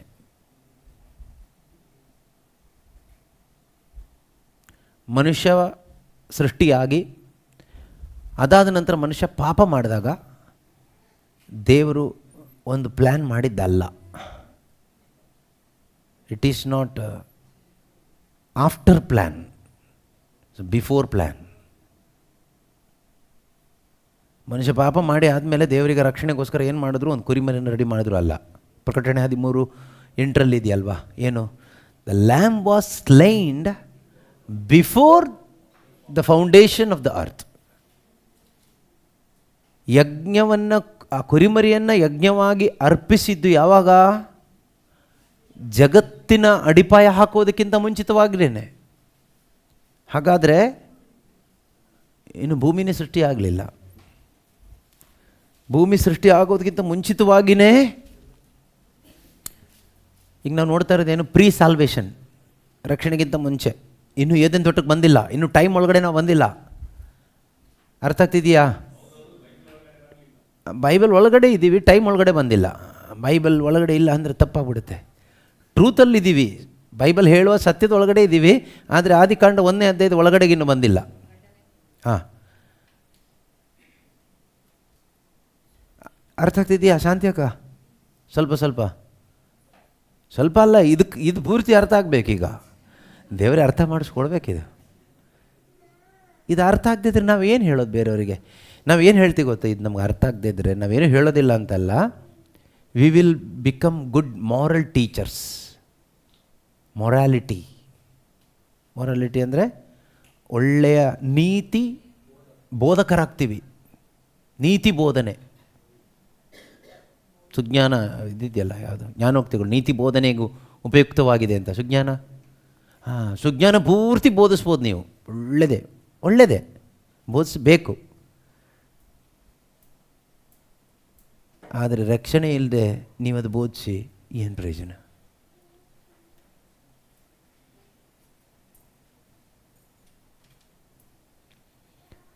ಹೀಗೆ ಹೇಳುವಾಗ ಸ್ವಲ್ಪ ಕಷ್ಟ ಆಗುತ್ತೆ ನಿಮ್ಗೆ ಒಪ್ಕೊಳ್ಳಿಕ್ಕೂ, ಕೇಳಿಸ್ಕೊಳ್ಳೋರಿಗೂ ಕಷ್ಟ ಆಗ್ಬೋದು. ಹಾಗಾದರೆ ಎಲ್ಲರೂ ಇಮ್ಮೋರಲ್ ಆಗಿ ಬದುಕ್ಬೋದಾ ಅಂತ. ಇಮ್ಮೋರಲ್ ಆಗಿ ಬದುಕಿದ್ರೂ ಅಷ್ಟೇ, ಮೋರಲ್ ಟೀಚಿಂಗ್ ನೀವು ಮಾಡಿ ಮೋರಲ್ ಆಗಿ ಬದುಕಿದ್ರು ರಿಸಲ್ಟ್ ಅಷ್ಟೇ. ಒಳಗಡೆ ಈ ರಕ್ಷಣೆ ಅನ್ನೋದು ಆಗಬೇಕು. ಮನುಷ್ಯನ ಆತ್ಮಕ್ಕೆ ರಕ್ಷಣೆ ಅನ್ನೋದು ಆದರೆ ಮಾತ್ರ ಏನಾದರೂ ಪ್ರಯೋಜನ ಆಗೋದು. ನಾವೇನು ಮಾಡ್ತಿದ್ದೀವಿ ಅಂದರೆ ಸಾಮಾಜಿಕ ಬದಲಾವಣೆಯನ್ನು ಮಾಡಲಿಕ್ಕೆ ಹೊರಟಿದ್ದೀವಿ ಥ್ರೂ ದ ಚರ್ಚ್. ಸಭೆ ಇವತ್ತೇನು ಮಾಡ್ತಾಯಿದೆ ಅಂದರೆ ಸಮಾಜದಲ್ಲಿ ಸಾಮಾಜಿಕವಾದ ಬದಲಾವಣೆ. ಸಾಮಾಜಿಕವಾದ ಬದಲಾವಣೆ ಅಂದರೆ ಫಾರ್ ಎಕ್ಸಾಂಪಲ್ ಯಾವ ಥರ?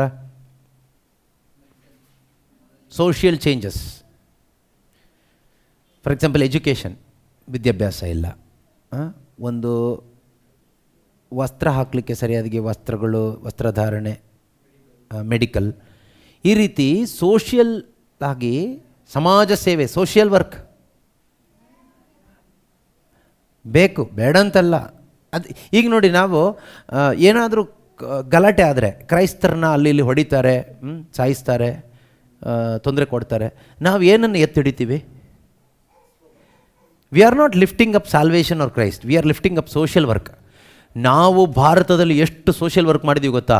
ಕ್ರೈಸ್ತರಿಂದ ಸ್ಕೂಲ್ ಬಂತು, ಕಾಲೇಜ್ ಬಂತು, ಹಾಸ್ಪಿಟಲ್ಸ್ ಬಂತು, ಇನ್ನು ವಾಷಿಂಗ್ ಮಿಷಿನ್ ಬಂತು, ಫ್ರಿಡ್ಜ್ ಬಂತು, ಎಲ್ಲ ಹಾಕ್ತೀವಿ ನಾವು ಸುಮಾರೆಲ್ಲ. A to Z ಹಾಕಿ, ಇದೆಲ್ಲ ಯಾರು ಕಂಡುಹಿಡಿದಿದ್ದು? ಇದೆಲ್ಲ ಪ್ರಯತ್ನ ಪಟ್ಟಿದ್ದು ಯಾರು? ಇದೆಲ್ಲ ಬಂದಿದ್ದು ಕ್ರೈಸ್ತರಿಂದ. ಇಷ್ಟೆಲ್ಲ ಒಳ್ಳೇದು ಮಾಡಿದ್ರು, ನೀವು ನಮ್ಮನ್ನು ಯಾಕೆ ಹಿಂಸಿಸ್ತೀರಿ ಅಂತ ಕೇಳ್ತೀವಿ. That utter foolishness.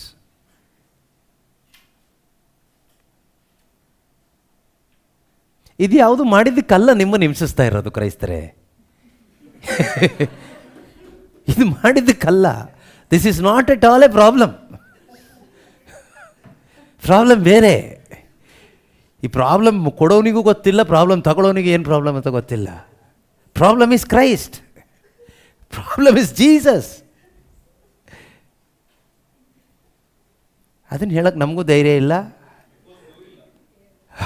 ನಮಗೆ ಗೊತ್ತೂ ಇಲ್ಲ. ಹೇಳಿದರೆ ಕೇಳೋರಿಗೆ, ಆಸ್ಪತ್ರೆ ಅಂದರೆ ಅರ್ಥ ಆಗುತ್ತೆ, ಸ್ಕೂಲ್ ಅಂದರೆ ಅರ್ಥ ಆಗುತ್ತೆ, ತುಂಬ ಫ್ಯಾಕ್ಟ್ರೀಸು, ಟೆಕ್ನಾಲಜಿ ಎಲ್ರಿಗೂ ಅರ್ಥ ಆಗುತ್ತೆ. ಆದರೆ ಪಾಪ ಪರಿಹಾರ ಯೇಸು ಹೇಳ್ತಾರಲ್ಲ, ಆದರೆ ಸಮರಿಟನ್ ವುಮನ್ ಹೇಳ್ತಾರೆ, ಆದರೆ ರಕ್ಷಕನು ಬರುವುದು ಯಹೂದ್ಯರಿಂದಲೇ ಎಂದು ನಾವು ಕೇಳಿದ್ದೇವೆ ಅಂತ. ಹಾಗೆ ಕ್ರೈಸ್ತ ಸಭೆಯಿಂದ ಕ್ರಿಸ್ತ ಪ್ರಕಟವಾಗಿದ್ದಾನಲ್ವಾ ಲೋಕಕ್ಕೆ. ಜಗಜ್ಯೋತಿ ಸಿಕ್ಕಿದೆ ಅಲ್ವಾ, ನಮಗೆ ಯಾಕೆ ಹೊಡಿತಾ ಇದ್ದೀರಿ ಅಂತ ಯಾರು ಕೇಳ್ತೀವಾ?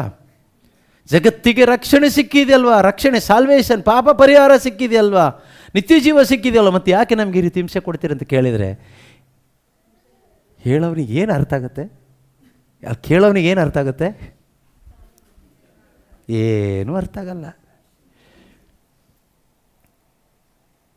ಅದರಿಂದನೇ ನಾವು ಮಾಡಬೇಕಾಗಿರೋದು ಸೋಷಿಯಲ್ ರೆವಲ್ಯೂಷನ್ ಅಲ್ಲ, ಚೇಂಜಸ್ ಅಲ್ಲ. ಅದರಿಂದ ಏನು ಪ್ರಯೋಜನ ಇದೆ ಹೇಳಿ? ಒಳ್ಳೆಯದೇ, it's good, needed for A better society, but not for the salvation. ನೆನ್ಪಿಟ್ಕೊಳ್ಳಿ. ಅದನ್ನು ಇಗ್ನೋರ್ ಮಾಡಬೇಕು ಅಂತಲ್ಲ, ಬಟ್ ಬೀಯಿಂಗ್ ಸೇವ್ಡ್ ಅಲ್ಲ ಅದು ಬೇಕು. Being saved you do that, no problem. Salvation ಇಲ್ಲದೆ ಅದು ಮಾಡಿ ಏನು ಪ್ರಯೋಜನ? ಸಭೆ ಎಲ್ಲಿ ಫೇಲ್ ಆಗ್ತಾಯಿದೆ ಗೊತ್ತಾ? ಅಲ್ಲೇ. ಸಭೆಗೆ ಒದೆ ಕೊಡ್ತಾ ಇರೋದು ಸೈತಾನ ಅಲ್ಲ, ದೇವರೇ ಕೊಡ್ತಾ ಇರೋದು ಅಂದ್ಕೋತೀನಿ. ಶುಭ ಸಂದೇಶ ಸಾರ್ತಾ ಇಲ್ಲ ಸರಿಯಾಗಿ, ಅದಕ್ಕೇನೆ ಸೋಷಿಯಲ್ ವರ್ಕ್ ಅಂತ ಸೋಷಿಯಲ್ ಚೇಂಜ್ ಮಾಡೋಕ್ಕೆ ಹೊರಟಿದೆ. ಸೋಷಿಯಲ್ ಚೇಂಜ್ ಮಾಡಿ ಏನು ಸಿಗುತ್ತೆ? ಬೇಕು, ಸಾಮಾಜಿಕ ಬದಲಾವಣೆ ಬೇಕು. ಯಾವಾಗ ಅಂದರೆ ರಕ್ಷಣೆ ಹೊಂದಿ ಆದ ನಂತರ ಅದು ಬೇಕು. ಆದರೆ ರಕ್ಷಣೆ ಇಲ್ಲದೆ ಸಾಮಾಜಿಕವಾಗಿ ಏನೇ ಬದಲಾವಣೆ ಮಾಡಿದರೂ ಒಂದು ದಿನ ಮನುಷ್ಯನ ಆತ್ಮ ಎಲ್ಲಿಗೆ ಹೋಗುತ್ತೆ? ನಿತ್ಯಾಗ್ನಿಗೆ ಹೋಗುತ್ತೆ. ಯೇಸು ಸ್ವಾಮಿ ಮತ್ತಾಯನ ಶುಭ ಸಂದೇಶದಲ್ಲಿ ಹೇಳ್ತಾರಲ್ವ, ಯಾರಿಗೆ? ಫರಿಸಾಯರಿಗೆ, ನೀವು ಇವುಗಳನ್ನು ಅಲಕ್ಷಿಸದೆ, without ignoring the commandment of God, without ignoring the love, you are suppose to practise these things. ಯಾವುದು? ದಶಾಂಶ ಕೊಡೋದು, ಪುದೀನ, ಸದಾಪು, ಇದು ದಶಾಂಶ ಕೊಡೋದು, ಕಾಣಿಕೆ ಕೊಡೋದು, ಶುದ್ಧೀಕರಣ ನಿಯಮ. ನಾನು ಇದು ಯಾವುದು ಹಾಳು ಮಾಡಬೇಕು ಅಂತ ಬಂದಿದ್ದಲ್ಲ, ಹಾಳು ಮಾಡೋ ಉದ್ದೇಶದಿಂದ ಬಂದಿದ್ದಲ್ಲ. Whatever you are doing you do, but the basic thing ನೀವು ಫರ್ಗೆಟ್ ಮಾಡಿದ್ದೀರಾ, ಮರೆತು ಬಿಟ್ಟಿದ್ದೀರಾ. ಕರುಣೆ ಇಲ್ಲ, ದಯೆ ಇಲ್ಲ. ಇದಿಲ್ಲದೆ ನೀವು ಇದು ಮಾಡಿ ಏನು ಪ್ರಯೋಜನ? ಸೊ ಹಾಗೇ ಇಲ್ಲಿ ನಮಗೆ ಬೇಸಿಕ್ಕಾಗಿ ಬೇಕಾಗಿರೋದು ರಕ್ಷಣೆ ಅಂತಕ್ಕಂಥದ್ದು. ಈ ರಕ್ಷಣೆನೇ ನಾವು ಸರಿಯಾಗಿ ಅರ್ಥ ಮಾಡ್ಕೊಳ್ದೆ, ರಕ್ಷಣೆ ಒಂದು ಅನುಭವ ಇಲ್ಲದೆ ಸೋಷಿಯಲ್ ಚೇಂಜಸ್ ಮಾಡೋದ್ರಿಂದ ಏನು ಪ್ರಯೋಜನ ಇದೆ? ಒಂದು ಅದು. ಎರಡನೇದಾಗಿ ಮೋರಲ್ ಚೇಂಜ್. ಮೋರಲ್ ಚೇಂಜ್ ಅಂದರೆ ಒಂದು ನೀತಿ ತರೋದು. ಒಬ್ಬ ಕುಡುಕ ಇರ್ತಾನೆ, ಅವನನ್ನು ಡಿ ಅಡಿಕ್ಷನ್ ಸೆಂಟ್ರಿಗೆ ಹಾಕಿನೋ ಅಥವಾ ಅವನು ಹೇಗೋ ಮಾಡಿ ಅವನಿಗೆ ಒಳ್ಳೆ ಉಪದೇಶ ಮಾಡಿನೋ ಅವನ ಕುಡುಕತನ ಬಿಡಿಸಿ ಅವನು ಒಳ್ಳೆ ದುಡಿಯೋನಾಗ್ತಾನೆ. ಈಗ ಒಬ್ಬ ಕಳ್ಳ ಇರ್ತಾನೆ, ಅವನಿಗೆ ಯಾವುದೋ ಒಂದು ಒಳ್ಳೆ ರೀತಿಯಲ್ಲಿ ಜೈಲಿಗೆ ಹಾಕಿನೋ ಸ್ವಲ್ಪ ದಿವಸ ಅವನನ್ನು ಅದರಿಂದ ದೂರ ಇಟ್ಟೋ ಅಥವಾ ಯಾವುದೋ ರೀತಿ ಅವನನ್ನು ಕಳ್ಳತನದಿಂದ ಬಿಡಿಸುವಂಥದ್ದು. ಈ ರೀತಿ ಕೆಲವೊಂದು ಅನೈತಿಕವಾದ ಸಂಬಂಧ, ಅಕ್ರಮವಾದ ಸಂಬಂಧ, ಇಮ್ಮೋರಲ್ ಲೈಫ್ ಸ್ಟೈಲ್, ಇದೆಲ್ಲ ನಾವು ಹೇಗಾದರೂ ಮಾಡಿ ಅವರಿಂದ ತೆಗೆಸಿ, ಮೊದಲು ಮೊಬೈಲ್ ಫೋನ್ಗೆ ಅಡಿಕ್ಟ್ ಆಗಿದ್ದು, ಈಗ ಮೊಬೈಲ್ ಫೋನ್ ಅಡಿಕ್ಷನ್ ಇಲ್ಲ, ಮೊಬೈಲಲ್ಲಿ ತುಂಬ ಕೆಟ್ಟದೆಲ್ಲ ನೋಡ್ತಾ ಇದ್ವಿ, ಈಗ ಯಾವುದು ನೋಡ್ತಾ ಇಲ್ಲ. ಅದೆಲ್ಲ ಒಂದು ಮೋರಲ್ ಚೇಂಜಸ್ ನಾವು ತರಲಿಕ್ಕೆ ನೋಡ್ತಾ ಇದ್ದೀವಿ. ಇದರಿಂದ ಆತ್ಮಕ್ಕೆ ಏನು ಸಿಕ್ತು? Moral changes good. ಅದು ಯಾವ ರೀತಿ ಆಗಬೇಕು ಅಂದರೆ ಒಂದು ರೂಟಿಂದ ಡೀಲ್ ಆಗಬೇಕು, ಒಳಗಡೆಯಿಂದ. ಮೇಲ್ ಕಟ್ ಮಾಡಿ ಡೀಲ್ ಮಾಡೋದಲ್ಲ, ಒಳಗಡೆಯಿಂದನೇ ಹೋಗಬೇಕು. ದ ರೂಟ್ ಈಸ್ ದ ಸಿನ್. ಈ ಸಿನ್ ಅನ್ನೋದೇ ಮೇಜರ್ ಪ್ರಾಬ್ಲಮ್. ಸಿನ್ ಅನ್ನೋದು ಮೇಜರ್ ಪ್ರಾಬ್ಲಮ್. ಇದು ಒಳಗಡೆ ಇರೋದು, ಇದು ಹೋಗಬೇಕು. ಇದು ಹೋಗಬೇಕಾದ್ರೆ ಥ್ರೂ ಸಾಲ್ವೇಷನ್ ಇದು ಹೋಗುತ್ತೆ. ಅದು ಹೇಗೆ ಹೋಗುತ್ತೆ ಅನ್ನೋದು ನಮಗೆ ಅರ್ಥ ಆಗಬೇಕು first. How a person can be free from sin. ಈ ಪಾಪದಿಂದ ಹೇಗೆ ಹೊರಗೆ ಬರೋದು ಒಬ್ಬ ಮನುಷ್ಯ? ಮೋರಲ್ ಚೇಂಜಸ್ಸಿಂದ ಆಗೋದಿಲ್ಲ, ಅಥವಾ ಸೋಷಿಯಲ್ ಚೇಂಜಸ್, ಸಾಮಾಜಿಕ ಬದಲಾವಣೆಯಿಂದ ಆಗೋದಿಲ್ಲ, ಅಥವಾ ಈ ರೀತಿ ನೀತಿ ಚೇಂಜ್ ಮಾಡೋದ್ರಿಂದ ಆಗೋದಿಲ್ಲ, ಅಥವಾ ರಿಲೀಜಿಯಸ್ಸಿಂದನೂ ಆಗೋದಿಲ್ಲ.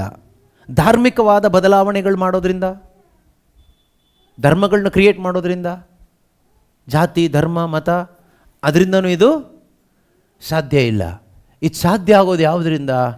ಒಂದರಿಂದ ಮಾತ್ರನೇ, ಥ್ರೂ ದ ಗಾಸ್ಪಲ್.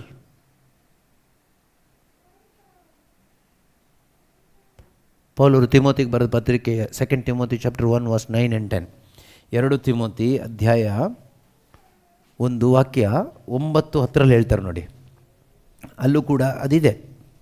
ನಾವು ಸ್ವಂತ ಸತ್ಕಾರ್ಯಗಳಿಂದಲ್ಲ, ದೇವರ ಯೋಜನೆ ಹಾಗೂ ಅನುಗ್ರಹಗಳಿಂದಲೇ ಜೀವೋದ್ಧಾರ ವರವನ್ನು ಪಡೆದಿದ್ದೇವೆ.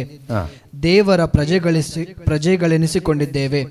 ಈ ಅನುಗ್ರಹವನ್ನು ಕ್ರಿಸ್ತ ಯೇಸುವಿನಲ್ಲಿ ಅನಾದಿಯಿಂದಲೇ ನಮಗೆ ಕೊಡಲಾಯಿತು.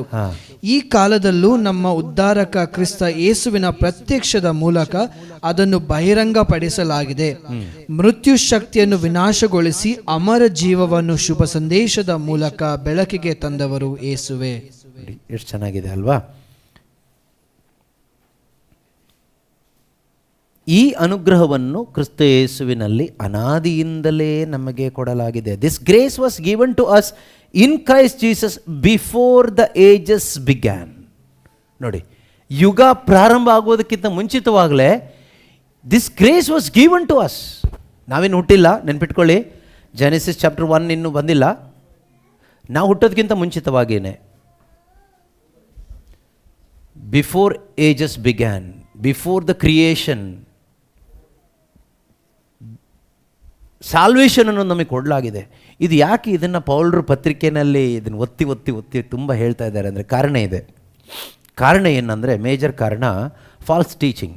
ಫಾಲ್ಸ್ ಟೀಚಿಂಗ್ ಏನು ಅಂದರೆ, ನೀವು ರಕ್ಷಣೆ ಹೊಂದಬೇಕಾದ್ರೆ ನೀವು ಇದು ಮಾಡಬೇಕು. ನೀವು ಇದೆಲ್ಲ ಮಾಡಿದರೆ ನೀವು ರಕ್ಷಣೆ ಹೊಂದ್ಕೊಳ್ಳಿಕ್ಕಾಗತ್ತೆ, ಇಲ್ಲದೇ ಇದ್ದರೆ ನಿಮಗೆ ರಕ್ಷಣೆ ಇಲ್ಲ. That is false teaching. ಅಂದರೆ ಇಲ್ಲಿ ಪೌಲರು ಇದನ್ನು ಯಾಕೆ ನಿಮ್ಮ ಇಲ್ಲಿ ನೋಡಿ, ಇಲ್ಲಿದೆ ನೋಡಿ, ನಾವು ನಮ್ಮ ಸ್ವಂತ ಕಾರ್ಯಗಳಿಂದ ಅಲ್ಲ, who saved us and called us with a holy calling, not according to our works but according to his own purpose and grace. See, purpose and grace, ದೇವರ ಪರ್ಪಸ್, ದೇವರ ಯೋಜನೆ ಮತ್ತು ದೇವರ ಕೃಪೆ, ಇದ್ರ ಮುಖಾಂತರ ನಮಗೆ ಈ ರಕ್ಷಣೆಯ ಕರೆ ಸಿಕ್ಕಿದ್ದು.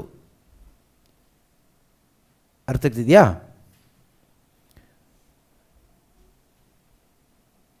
ಇದು ಯಾವಾಗ ನಡೆದಿದ್ದು? ನಾವು ಪಾಪಿ ಆಗೋದಕ್ಕಿಂತ ಮುಂಚೆ ಅಲ್ಲ, ಪ್ರಪಂಚ ಹುಟ್ಟೋದಕ್ಕಿಂತ ಮುಂಚೆ, ಯುಗಗಳು ಪ್ರಾರಂಭ ಆಗೋದಕ್ಕಿಂತ ಮುಂಚಿತವಾಗಿ. ಈಗ ಇದನ್ನು ರಿವೀಲ್ ಮಾಡೋದು ಯಾವುದು ಕೇಳಿದ್ರೆ ಗಾಸ್ಪೆಲ್, ಶುಭ ಸಂದೇಶದ ಮುಖಾಂತರ ಅದೇನಾಯಿತು, ಪ್ರಕಟ ಆಗ್ತಾ ಇದೆ. ಈಗ ನಾವು ಶುಭ ಸಂದೇಶ ಅಂತ ಸಾರುವಾಗ ಇದು ಪ್ರಕಟ ಆಗಬೇಕು. ದೇವರು ಇದ್ದರು ಅನ್ನೋದು ಎಲ್ಲರೂ ಒಪ್ಕೊಳ್ತಾರೆ. ಬೈಬಲ್ ಬಂದಮೇಲೆ ದೇವರು ಬಂತು, ಆದಿಕಾಂಡದಲ್ಲಿ ದೇವರು ಬಂದರು ಅಂದರೆ ಯಾರು ಒಪ್ಕೊಳ್ಳಲ್ಲ. ಕ್ರೈಸ್ತರು ಒಪ್ಕೋಬೋದು, ಯಹೂದ್ಯರು ಒಪ್ಕೋಬೋದು. ಆದರೆ ಆದಿಕಾಂಡ, ಜೆನೆಸಿಸ್ ಚಾಪ್ಟರ್ 1 ಬರೋದಕ್ಕಿಂತ ಮೊದಲು ದೇವರು ಇದ್ದರು. ಕೆಲವರು ಹೇಳ್ತಾರಲ್ವ, ಬೈಬಲ್ ಮೊದಲು ಬಂತ, ಸಂಪ್ರದಾಯ ಮೊದಲು ಬಂತ, ಸಭೆ ಮೊದಲು ಬಂದ ಅಂತ. ಅದಕ್ಕೆಲ್ಲ ನಾವು ಹೋಗೋದು ಬೇಡ, ಅದು ಪ್ರಯೋಜನ ಇಲ್ಲದಿರೋ ವಿಷಯ. ಬೈಬಲ್ ಯಾವಾಗ ಬಂತು ಅನ್ನೋದು ಮುಖ್ಯ ಅಲ್ಲ, ದೇವರು ಯಾವಾಗಿದ್ದರು ಅನ್ನೋದು ಮುಖ್ಯ. ಈ ಬೈಬಲೇ ಹೇಳುತ್ತೆ ದೇವರು ಯಾವಾಗಿದ್ದರು ಅಂತ. ಬೈಬಲ್ ಮೇಲೆ ನಂಬಿಕೆ ಇಲ್ಲದಿದ್ದವರೇ ಸುಮ್ಮನೆ ಆರ್ಗ್ಯುಮೆಂಟ್ ಪರ್ಪಸ್ಗೋಸ್ಕರ ಅವರವರ ಕಾರ್ಯಗಳನ್ನು ಸಮರ್ಥನೆ ಮಾಡಿಸ್ಕೊಳ್ಳಿಕ್ಕೋಸ್ಕರ ಏನೇನೋ ಹೇಳ್ತಾರೆ. ಸೊ ಇದು ಆರ್ಗ್ಯುಮೆಂಟ್ಗೆ ಇರೋದಲ್ಲ ಬೈಬಲ್. ಬೈಬಲ್ ಇರೋದು ಸತ್ಯ ತಿಳ್ಕೊಳ್ಳಿಕ್ಕೆ, to know the truth, to know Christ, to know the way. Christ is the way, Christ is the truth. ಯೇಸುವೆ ಮಾರ್ಗ, ಯೇಸುವೆ ಸತ್ಯ, ಯೇಸುವೆ ಜೀವ, ಟು ಎಕ್ಸ್ಪೀರಿಯನ್ಸ್ ದಟ್ ಲೈಫ್. ಅದಕ್ಕಾಗಿ ಇದಿರೋದು. ಅದೆಲ್ಲ ಡಿಬೇಟ್ ಮಾಡಲಿಕ್ಕಲ್ಲ, ಆರ್ಗ್ಯುಮೆಂಟ್ ಮಾಡಲಿಕ್ಕಲ್ಲ, ನಮ್ಮ ಆಚಾರ ವಿಚಾರಗಳನ್ನ ಸಮರ್ಥನೆ ಮಾಡಲಿಕ್ಕಲ್ಲ. ಇದು ನಮ್ಮ ಮೈಂಡಲ್ಲಿರಬೇಕು, ಮರಿಬೇಡಿ. ಯುಗಗಳು ಪ್ರಾರಂಭವಾಗುವುದಕ್ಕಿಂತ ಮುಂಚಿತವಾಗಿ ದೇವರು ತಮ್ಮ ಯೋಜನೆ ಪ್ರಕಾರ ಕೃಪೆಯಿಂದ, ಬೈ ಗ್ರೇಸ್, ಕೃಪೆ ಅಂತ ಹೇಳುವಾಗ there is no work is involved there. ಯಾವುದೇ ಮನುಷ್ಯನ ಕಾರ್ಯಗಳು, ಪ್ರವೃತ್ತಿಗಳು ಅಲ್ಲಿಲ್ಲ. No social change, no political change, no religious change, no ethical change, no change at all, nothing. ದೇವರ ಕಾರ್ಯ. God planned our salvation before. ಇದು ನೀವು ಹೇಳಿ ಅಂತಲ್ಲ ನಾನು ಹೇಳ್ತಾ ಇರೋದು, ನಮಗೆ ಅರ್ಥ ಆಗಬೇಕು. ನೆನ್ಪಿಟ್ಕೊಳ್ಳಿ, ನಮಗೆ ಅರ್ಥ ಆಗಬೇಕು. ನೀವು ಇದನ್ನು ಎಲ್ಲಾದರೂ ಹೋಗಿ, ಹಾಗಾದ್ರೆ ನಾಳೆ ಈಗ ಇದೇ ಒಂದು ಟೆಕ್ನಿಕಲ್ ಹೋಗ್ತೀರಾ, ಪ್ರೀ ಸಾಲ್ವೇಷನ್ ಹೇಳ್ತೀನಿ ಅಂತ. ನೀವು ಪ್ರೀ ಸಾಲ್ವೇಷನ್ ಹೇಳಲಿಕ್ಕಲ್ಲ, ಹೇಳುವ ನಮಗೆ ಗೊತ್ತಿರಬೇಕು ಈ ಸಾಲ್ವೇಷನ್ ಎಲ್ಲಿಂದ ಬರ್ತಾ ಇದೆ ಅಂತ. ಈಗ ಹೇಳುವಾಗ ಎಲ್ಲಿಂದ ಹೇಳ್ತೀರಾ ಹಾಗಾದರೆ ನೀವು? ಹೇಳುವಾಗ ಎಲ್ಲಿಂದ ಹೇಳ್ತೀರಿ ಅಂದರೆ, ನೀವು ಆದಿಕಾಂಡ ಹೇಳಬೇಕು, ಆದಿಕಾಂಡದಲ್ಲಿ ಅಧ್ಯಾಯ 3 ಹೇಳಬೇಕಾಗತ್ತೆ. ಈಗ ಟ್ರೀಟ್ಮೆಂಟ್ ಬಗ್ಗೆ ಯಾವಾಗ ಹೇಳಬೇಕು? ಒಂದು ಮಗು ಹುಟ್ಟಿದ ತಕ್ಷಣ ಟ್ರೀಟ್ಮೆಂಟ್ ಬಗ್ಗೆ ಹೇಳ್ತೀರಾ? ಮಗು ಆರೋಗ್ಯವಂತ ಮಗು, ಈಗ 10-15 ವರ್ಷ ಏನು ಕಾಯಿಲೆ ಇಲ್ಲ, ಚೆನ್ನಾಗಿದೆ. ಆಗ ಡಾಕ್ಟ್ರ್ ಬಗ್ಗೆ ಟ್ರೀಟ್ಮೆಂಟ್ ಬಗ್ಗೆ ಹೇಳಬೇಕಾ? ಯಾವಾಗ ಹೇಳೋಕ್ಕೆ ಶುರು ಮಾಡಬೇಕು? ಕಾಯಿಲೆ ಬಂದಾಗ ಇಮಿಡಿಯೇಟಾಗಿ ಶುರು ಮಾಡಬೇಕು ಕಾಯಿಲೆ ಬಗ್ಗೆ, ಟ್ರೀಟ್ಮೆಂಟ್ ಬಗ್ಗೆ. ಸೊ ಮಾನವರೆಲ್ಲರೂ ಪಾಪಿಗಳು ಅಲ್ವಾ? ಸೊ ಪಾಪದ ಪರಿಣಾಮವಾಗಿ ಅನೇಕ ಕೆಟ್ಟ ಕಾರ್ಯಗಳು ಪ್ರಪಂಚದಲ್ಲಿ ನಮಗೆ ನೋಡಲಿಕ್ಕಾಗುತ್ತೆ. ಸೊ ನಾವು ಈ ಸಿನ್ ಬಗ್ಗೆ ಹೇಳಬೇಕಾಗತ್ತೆ. ನೀವು ಸಾಲ್ವೇಷನ್ ಬಗ್ಗೆ ಹೇಳೋಕ್ಕಿಂತ ಮುಂಚಿತವಾಗಿ ಸಿನ್ ಬಗ್ಗೆ ಹೇಳಬೇಕಾಗತ್ತೆ. ಆಗ ಆ ಸಿನ್ ಬಗ್ಗೆ ಹೇಳಲಿಕ್ಕೆ ನೀವು ದೇವರು ಮನುಷ್ಯನನ್ನು ತಮ್ಮ ಹೋಲಿಕೆಯಲ್ಲಿ ಸೃಷ್ಟಿ ಮಾಡಿದರೂ ಹಿಂದಕ್ಕೆ ಹೋಗಬೇಕಾಗತ್ತೆ. ಅದನ್ನು ನೀವು ಹೇಳುವಾಗ, ಪ್ರೆಸೆಂಟ್ ಮಾಡುವಾಗ ಕರೆಕ್ಟಾಗಿ ಮಾಡಬೇಕು. ಸಮಸ್ಯೆ ಇಲ್ಲದೆ ಇರೋ ಕುಟುಂಬ ಒಂದೂ ಇಲ್ಲ, ಸಮಸ್ಯೆ ಇಲ್ಲದಿರೋ ವ್ಯಕ್ತಿ ಯಾರೂ ಇಲ್ಲ. ಯಾವುದಾದ್ರೂ ಒಂದು ಸಮಸ್ಯೆ ಇದ್ದೇ ಇರುತ್ತೆ. ಸೊ ಸಮಸ್ಯೆ ಕಾರಣ ಏನು ಅನ್ನೋದನ್ನು ನೀವೊಂದು ಕ್ಲಾರಿಟಿ ಕೊಡಬೇಕು. ಅದು ಏನು? ಸಿನ್. ಇದು ನಾನು ಹೇಳ್ತಾ ಇರೋದು ನೀವು ಒಂದು ಕಡೆ ಹೋಗಿ ಹೇಳುವಾಗ ನೀವು ತಗೋಬೇಕಾಗಿರೋದು ಎಲ್ಲಿಂದ ಅಂತ. ಹೊಸ ಜಾಗಕ್ಕೆ, ಹೊಸ ವ್ಯಕ್ತಿಗೆ ಮೊದಲನೇ ಬಾರಿ ಯಾವಾಗಲೂ ಇದರಲ್ಲೇ ಕೂತ್ಕೊಳ್ಳೋದಲ್ಲ. ಕೆಲವು ಟೈಮ್ ನಮ್ಮ ಬೋಧನೆಯಲ್ಲಿ ಯಾವಾಗಲೂ ಅದೇ ಇರುತ್ತೆ. ಆನೆ ಬಾಲ ಅಂದರೆ ಬಾಲ ಮಾತ್ರ ಇರುತ್ತೆ, ಕೆಲವು ಟೈಮ್ ಕಿವಿ ಮಾತ್ರ ಇರುತ್ತೆ. ಯಾವಾಗ ನೋಡಿದ್ರು ಕಿವಿ, ಆನೆ ಕಿವಿ ಆಗಲ್ಲ. ದೇವರು ಪ್ರೀತಿ ಸ್ವರೂಪಿ, ದೇವರು ಪ್ರೀತಿ ಸ್ವರೂಪಿ, ದೇವರು ಪ್ರೀತಿ ಸ್ವರೂಪಿ.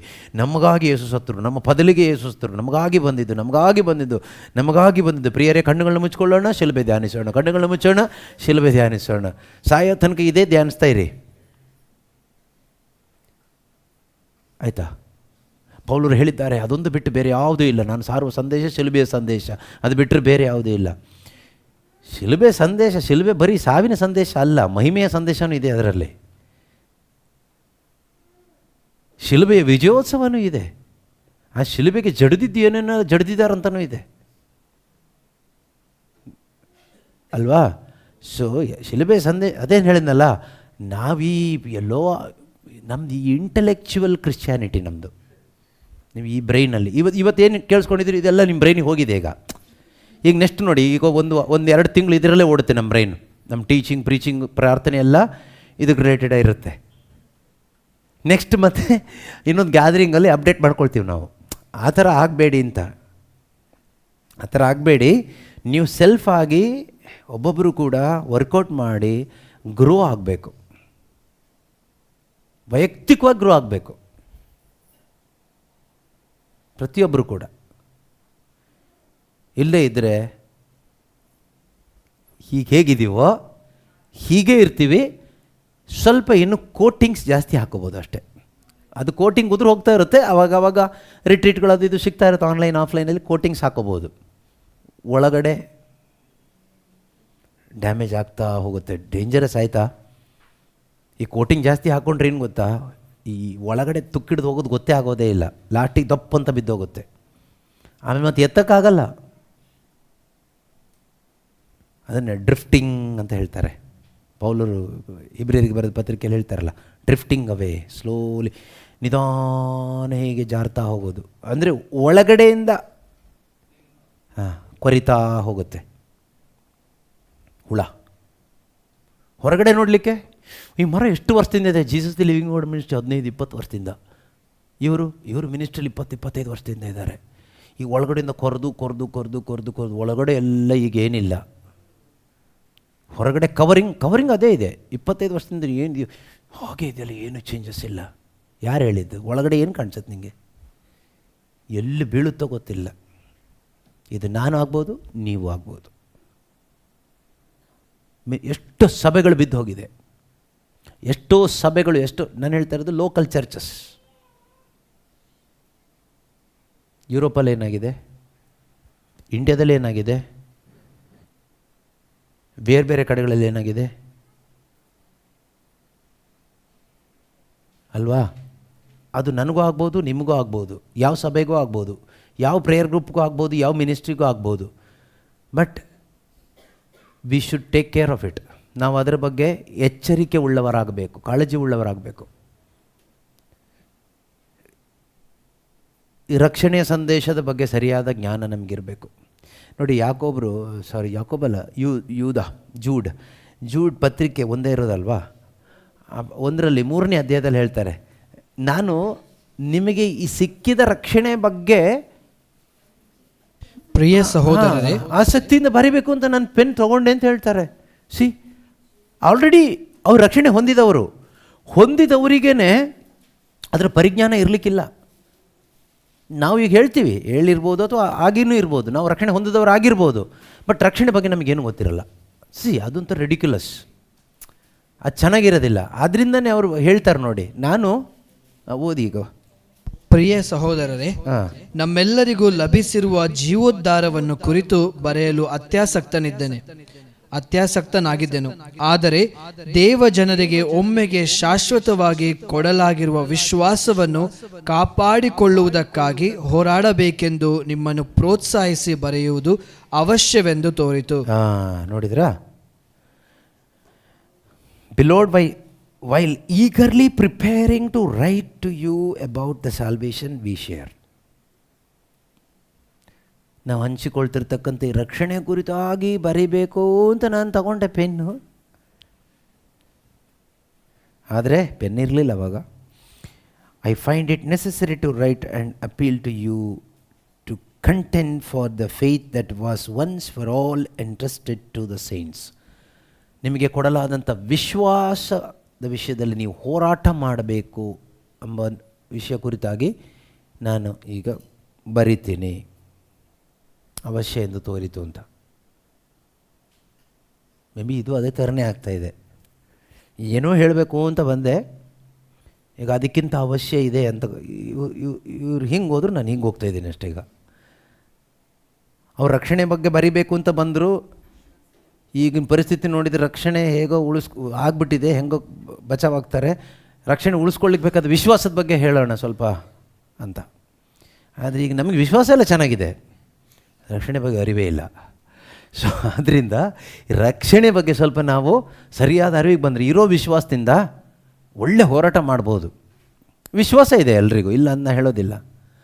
ವಿಶ್ವಾಸದಲ್ಲಿ ಇನ್ನು ಏನೇನು ಹುಳುಕಿದೆಯೋ ಗೊತ್ತಿಲ್ಲ, ಅದು ಇನ್ನು ಅಲ್ಲಿ ಥಿಂಕ್ ಮಾಡಿದರೆ ಗೊತ್ತಾಗುತ್ತೆ. ನಾವು ಆ ಏರಿಯಾಕ್ಕೆ ಹೋಗ್ತಾ ಇಲ್ಲಲ್ಲ. ಈಗ ನಾವೀಗ ರಕ್ಷಣೆ ವಿಷಯದಲ್ಲೇ ಇದ್ದೀವಿ ಅಲ್ವಾ? ಸೊ ರಕ್ಷಣೆಯಲ್ಲೇ ಇಷ್ಟೆಲ್ಲ ಇರಬೇಕಾದ್ರೆ ಕಾಲು, ಕಿವಿ, ಸೊಂಡ್ಲು ಇದರಲ್ಲೇ ಇದ್ದೀವಿ ನಾವು. ಎಸ್, ನಮ್ಮ ಮೈಂಡಿಗೆ ಏನು ಅರ್ಥ ಆಗಬೇಕು? ರಕ್ಷಣೆ ಎಲ್ಲಿಂದ ಬರುತ್ತೆ, ಯಾವಾಗಿಂದ ಪ್ರಾರಂಭ ಆಗುತ್ತೆ? ಇದು ಯಾಕೆ ನಮ್ಗೆ ಅರ್ಥ ಆಗಬೇಕು? Why we need to know this? ಬೇರೆಯವರಿಗೆ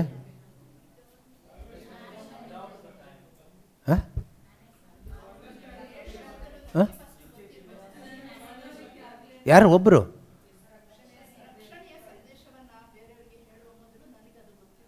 ಅದೇ ನಾನು ಕೇಳಿದ್ದು, ಯಾಕೆ ನನಗೆ ಗೊತ್ತಿರಬೇಕು ಅಂತ ನಾನು ಕೇಳ್ತಾ ಇರೋದು, ಅದನ್ನೇ ಕೇಳ್ತಾ ಇರೋದು. ಒಂದು ರೈಟ್ ವರ್ಡ್, ಒಂದು ರೈಟ್ ಆನ್ಸರ್ ಇದೆ, ಯಾರು ಹೇಳ್ತೀರ ನೋಡೋಣ.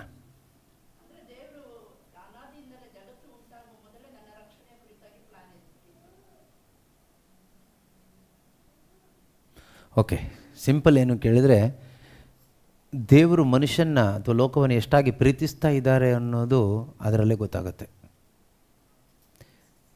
ದೇವರ ಪ್ರೀತಿ ಎಕ್ಸ್ಪ್ಲೈನ್ ಮಾಡಲಿಕ್ಕೆ ಒಂದು. ಎರಡನೇದಾಗಿ ನಮಗೆ ಪ್ರೀತಿ ಬರಬೇಕಾದ್ರೆ, ನಮಗೊಬ್ಬರ ಮೇಲೆ ಪ್ರೀತಿ ಬರಬೇಕಾದ್ರೆ, ಒಬ್ಬರ ಮೇಲೆ ಅಂದರೆ ಈ ಜೊತೆಗಿದ್ದವ್ರ ಮೇಲಲ್ಲ, ಇವ್ರನ್ನ ನೀವು ಪ್ರೀತಿ ಮಾಡಿ ಪ್ರಯೋಜನ ಇಲ್ಲ. ನಾನು ಹೇಳ್ತಾ ಇರೋದು, ಎಷ್ಟೋ ಜನ ಯೇಸುನ ಅರಿದಿದ್ದು ರಕ್ಷಣೆ ಇಲ್ಲದೆ ಇದ್ದವ್ರು ಇದ್ದಾರೆ. ಅವ್ರ ಮೇಲೆ ನಮಗೆ ಪ್ರೀತಿ ಬರದೆ ನಾವು ಹೆಂಗೆ ಅವ್ರಿಗೆ ರಕ್ಷಣೆ ಸಂದೇಶ ಸಾರೋದು? Without love how can you share the gospel? ಈ ಪೌಲರಿಗೆ ಆ ಇಸ್ರಾಯೇಲ್ ಜನರ ಮೇಲೆ, ಸ್ವಂತ ಜನರ ಮೇಲೆ ಎಷ್ಟು ಪ್ರೀತಿ ಇತ್ತು ಅಂದರೆ, ನಿಮಗೋಸ್ಕರ ನಾನು ಬಹಿಷ್ಕೃತನಾಗಿ ಶಾಪಗ್ರಸ್ತನಾಗಲಿಕ್ಕೂ ತಯಾರಾಗಿದ್ದೀನಿ, ನಿಮ್ಮ ವಿಶ್ವಾಸದಕ್ಕೋಸ್ಕರ ನಾನು ರಕ್ತ ಚೆಲ್ಲಲಿಕ್ಕೂ ತಯಾರಾಗಿದ್ದೀನಿ. ಅಷ್ಟು ಪ್ರೀತಿ ಆ ಜನರ ಮೇಲೆ ಅವನಿಗೆ ಬಂತು ಅಂದರೆ ದೇವರು ಕೊಟ್ಟರು ಅಂದರೆ ಆ ರಕ್ಷಣೆ ಬಗ್ಗೆ ಅವ್ರು ಧ್ಯಾನ ಮಾಡಿದ್ರು. ರಕ್ಷಣೆ ನನಗಲ್ಲ ಅಂದರೆ ನನಗೆ ಮಾತ್ರ ಅಲ್ಲ, ಇದು ಎಲ್ಲರಿಗೂ. ದೇವ್ರ ಪ್ರೀತಿ ನನ್ನನ್ನು ಒಬ್ಬನ್ನೇ ಮಾಡಲಿಲ್ಲ, ನನ್ನನ್ನು ಎಷ್ಟು ಪ್ರೀತಿಸಿದ್ದಾರೋ, ಅಲ್ಲಿ ಬಾರಲ್ಲಿ ಕೂತ್ಕೊಂಡು ಕುಡಿತಾ ಇದ್ದಾನಲ್ಲ ಅವನನ್ನು ಅಷ್ಟೇ ಪ್ರೀತಿ ಮಾಡ್ತಾ ಇದ್ದಾರೆ. ಯೇಸು ಕ್ರಿಸ್ತರು ನನ್ನೊಬ್ಬನ್ನೇ ಅಲ್ಲ ಪ್ರೀತಿ ಮಾಡಿರೋದು, ಅಲ್ಲಿ ವ್ಯಭಿಚಾರ ಮಾಡ್ಕೊಂಡು ಬದುಕ್ತಾ ಇದ್ದಾರಲ್ಲ, ರೆಡ್ ಲೈಟ್ ಏರಿಯಾದಲ್ಲಿ ಇದ್ದಾರಲ್ಲ, ಅವ್ರನ್ನೂ ಅಷ್ಟೇ ಪ್ರೀತಿ ಮಾಡ್ತಾ ಇದ್ದಾರೆ. ಯೇಸುಕ್ರಿಸ್ತರು ನನ್ನನ್ನು ಎಷ್ಟು ಪ್ರೀತಿ ಮಾಡಿದಾರೋ ಅಷ್ಟೇ ಪ್ರೀತಿಯನ್ನು ಅಲ್ಲಿ ಡೈಲಿ ಮಾಟ ಮಂತ್ರಕ್ಕೋಸ್ಕರ ಕ್ಯೂ ನಿಂತ್ಕೊಂಡಿದ್ದಾರಲ್ಲ ಅವ್ರನ್ನೂ ಪ್ರೀತಿ ಮಾಡ್ತಾ ಇದ್ದಾರೆ. ಯೇಸುಕ್ರಿಸ್ತರು ನನ್ನನ್ನು ಎಷ್ಟು ಪ್ರೀತಿ ಮಾಡಿದಾರೋ ಅಷ್ಟೇ ಪ್ರಮಾಣದಲ್ಲಿ ರೋಡಿಸಮ್ ಅಂತ ಇದ್ದಾರಲ್ಲ ಅವ್ರನ್ನೂ ಅಷ್ಟೇ ಪ್ರೀತಿ ಮಾಡಿದ್ದಾರೆ. ನಾವೆಲ್ಲಿ ಹೋಗ್ತೀವಿ? ನಾವು ಹೋಗೋದು ಬರೀ ಆಸ್ಪತ್ರೆಗಳು ಹುಡ್ಕೊಂಡು ಹೋಗ್ತೀವಿ ಅಷ್ಟೇ. ಆಸ್ಪತ್ರೆಯಲ್ಲಿದ್ದ ರೋಗಿಗಳನ್ನ ದೇವರು ಪ್ರೀತಿ ಮಾಡಿದ್ದಾರೆ, ಮಾಡಿಲ್ಲ ಅಂತಲ್ಲ. ತಪ್ಪಲ್ಲ, ದೇವರ ಆತ್ಮರ ಪ್ರೇರಣೆ ಕೊಟ್ಟರು ಹೋಗಬೇಕು ಹಾಸ್ಪಿಟ್ಲಿಗೆ, ರೋಗಿಗೆ ಪ್ರಾರ್ಥನೆ ಮಾಡಬೇಕು. ಅಂದರೆ ಎಲ್ಲರನ್ನು, ಅದನ್ನೇ ಜಾನ್ 3:16 ಹೇಳ್ತಾ ಇರೋದು. ಈಗ ಯೋಹಾನನ ಶುಭ ಸಂದೇಶ ನಾವು ಅರ್ಥ ಮಾಡ್ಕೋಬೇಕಾದ್ರೆ ಸಾಲ್ವೇಷನ್ ನಮಗೆ ಸ್ವಲ್ಪ ಸರಿಯಾಗಿ ಅರ್ಥ ಆದರೆ ಮಾತ್ರ ಇದು ಅರ್ಥ ಆಗುತ್ತೆ. ಇಲ್ಲಿದ್ದರೆ ಇದು ಕೇವಲ ನಾವು ಈ ತಪಸ್ಕಾಲದಲ್ಲಿ ಮಾತ್ರ ಹೇಳಿ ಅಥವಾ ಯಾವುದೋ ಒಂದು ಸೀಸನಲ್ ಟೀಚಿಂಗಲ್ಲಿ ಮಾತ್ರ ಹೋಗುತ್ತೆ. ಯಾವುದು? God so loved the world, ದೇವರು ಲೋಕವನ್ನು ಎಷ್ಟಾಗಿ ಪ್ರೀತಿಸಿದ್ದಾರೆ ಅಂದರೆ ತನ್ನ ಒಬ್ಬನೇ ಮಗನನ್ನು ಬಲಿ ಕೊಟ್ಟರು. ಇದು ಎಲ್ಲಿಗೆ ಹೋಗಬೇಕು ಗೊತ್ತಾ? ಬಿಫೋರ್ ಜೆನೆಸಿಸ್, ಆದಿಕಾಂಡಕ್ಕಿಂತ ಮುಂಚೆ ಹಿಂದಕ್ಕೆ ಹೋಗಬೇಕು. ಬಿಫೋರ್ ಟೈಮ್, ಸಮಯಕ್ಕೆ ಹಿಂದೆ ಹೋಗ್ಬೇಕು. ಸಮಯಕ್ಕೆ ಹಿಂದೆ ಹೋಗಿ ನೀವು ಈ ವಾಕ್ಯನ ಥಿಂಕ್ ಮಾಡಬೇಕು. ದೇವರು ಅನಾದಿಯಿಂದಲೇ ಯುಗಗಳು ಪ್ರಾರಂಭ ಆಗುವುದಕ್ಕಿಂತ ಮುಂಚಿತವಾಗಿಯೇ ಲೋಕವನ್ನು ಎಷ್ಟಾಗಿ ಪ್ರೀತಿ ಮಾಡಿದರು. ಆ ಪ್ರೀತಿ ತೋರಿಸಲಿಕ್ಕೆ ತನ್ನ ಒಬ್ಬನೇ ಮಗನನ್ನು ದಾರೆ ಕೊಟ್ಟು ಎರೆದಿದ್ದು. ಈಗ ತಾನೇ ನೀವು ತಿಮೋತಿಯಲ್ಲಿ ಓದಿದ್ರಿ ಅಲ್ವಾ? ಇದು ದೇವರು ತಮ್ಮ ಯೋಜನೆಯಂತೆ ಕೃಪೆಯಿಂದ ನಮ್ಮ ರಕ್ಷಣೆಯನ್ನು ಅವರು ಮೊದಲೇ ಪ್ಲ್ಯಾನ್ ಮಾಡಿದರು. ಇತ್ತೀಚಿನ ಈ ಸಮಯದಲ್ಲಿ ನಮಗೋಸ್ಕರ ಆ ಕ್ರಿಸ್ತನು ಪ್ರತ್ಯಕ್ಷಪಡಿಸಿದರು. ಆತನ ಪ್ರತ್ಯಕ್ಷತೆಯ ಮುಖಾಂತರ ಅದನ್ನು ರಿವೀಲ್ ಮಾಡಿದರು. ಅದು ಪ್ರಕಟವಾಯಿತು. ಏನು ಪ್ರಕಟ ಆಯಿತು? Through the revelation of Christ. ಯೇಸುಕ್ರಿಸ್ತನ ಮನುಷ್ಯಾವತಾರದ ಮುಖಾಂತರ ಪ್ರಕಟ ಆಗ್ತಾ ಇರೋದೇನು? ಯುಗಕ್ಕಿಂತಲೂ ಹಿಂದೆನೇ, ಸಮಯಕ್ಕಿಂತ ಹಿಂದೆನೇ ದೇವರು ಎಲ್ಲ ಮಾನವನನ್ನು ಪ್ರೀತಿ ಮಾಡಿದ್ದು. ಆ ಪ್ರೀತಿ ಕ್ರಿಸ್ತನ ಮುಖಾಂತರ ಪ್ರಕಟ ಆಗಿದೆ. ಇದು ನನಗೆ ಪ್ರಕಟ ಆಗಬೇಕೀಗ, ಸಭೆಗೆ ಪ್ರಕಟ ಆಗಬೇಕು, ಕ್ರೈಸ್ತರಿಗೆ ಪ್ರಕಟ ಆಗಬೇಕು. ಇದು ನಮಗೆ ಪ್ರಕಟ ಆದರೆ ನಾವು ನಮ್ಮಲ್ಲೇ ಹಾಡು ಹೇಳ್ಕೊಂಡು ಕೈ ತಟ್ಕೊಂಡು ಇರಲ್ಲ. ನಾವೇ ಈ ಟೀಮ್ ಪ್ರೇಯರ್ ಅಂತೆ, ಟೀಮ್ ಗ್ಯಾದರಿಂಗ್ ಅಂತೆ, ಟೀಮ್ ಮೆಂಬರ್ ಮನೆ ಅಂತೆ, ಅಲ್ಲೇ ಊಟ ಮಾಡಿಕೊಂಡು ಹಾಡು ಹೇಳ್ಕೊಂಡು ಹರಟೆ ಹೊಡ್ಕೊಂಡು ಟೈಮ್ ಪಾಸ್ ಮಾಡಿಕೊಂಡು ಆರಾಮಾಗಿ ನಾವು ಹಿಂಗಿರೋಕ್ಕಾಗಲ್ಲ. ಆದರೆ ನಾವು ಹಾಗೆ ಇದ್ದೀವಿ. ಯಾಕೆಂದರೆ ನಮಗಿನ್ನೂ ಈ ಸಾಲ್ವೇಷನ್ ಮೆಸೇಜ್ ಸರಿಯಾಗಿ ಮನವರಿಕೆ ಆಗಿಲ್ಲ.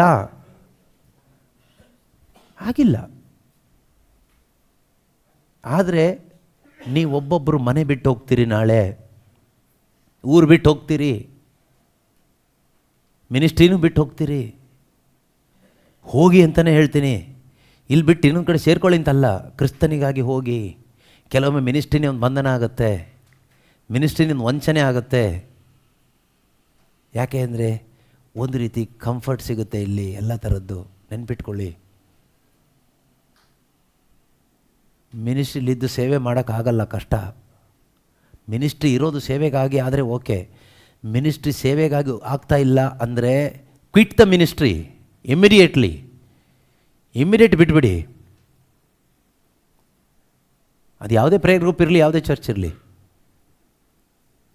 ನಿಮಗೆ ಪರ್ಸ್ನಲ್ ತೊಂದರೆ ಆಗ್ತಾಯಿದೆ ಅಂತ ಬಿಡಿ ಅಂತ ಹೇಳೋದಿಲ್ಲ. ಅಲ್ಲೇ ಇರಿ, ಎಲ್ಲೂ ಬಿಡಬೇಡಿ, ಅಲ್ಲೇ ಇದು ರಿಪೇರಿ ಆಗಬೇಕು.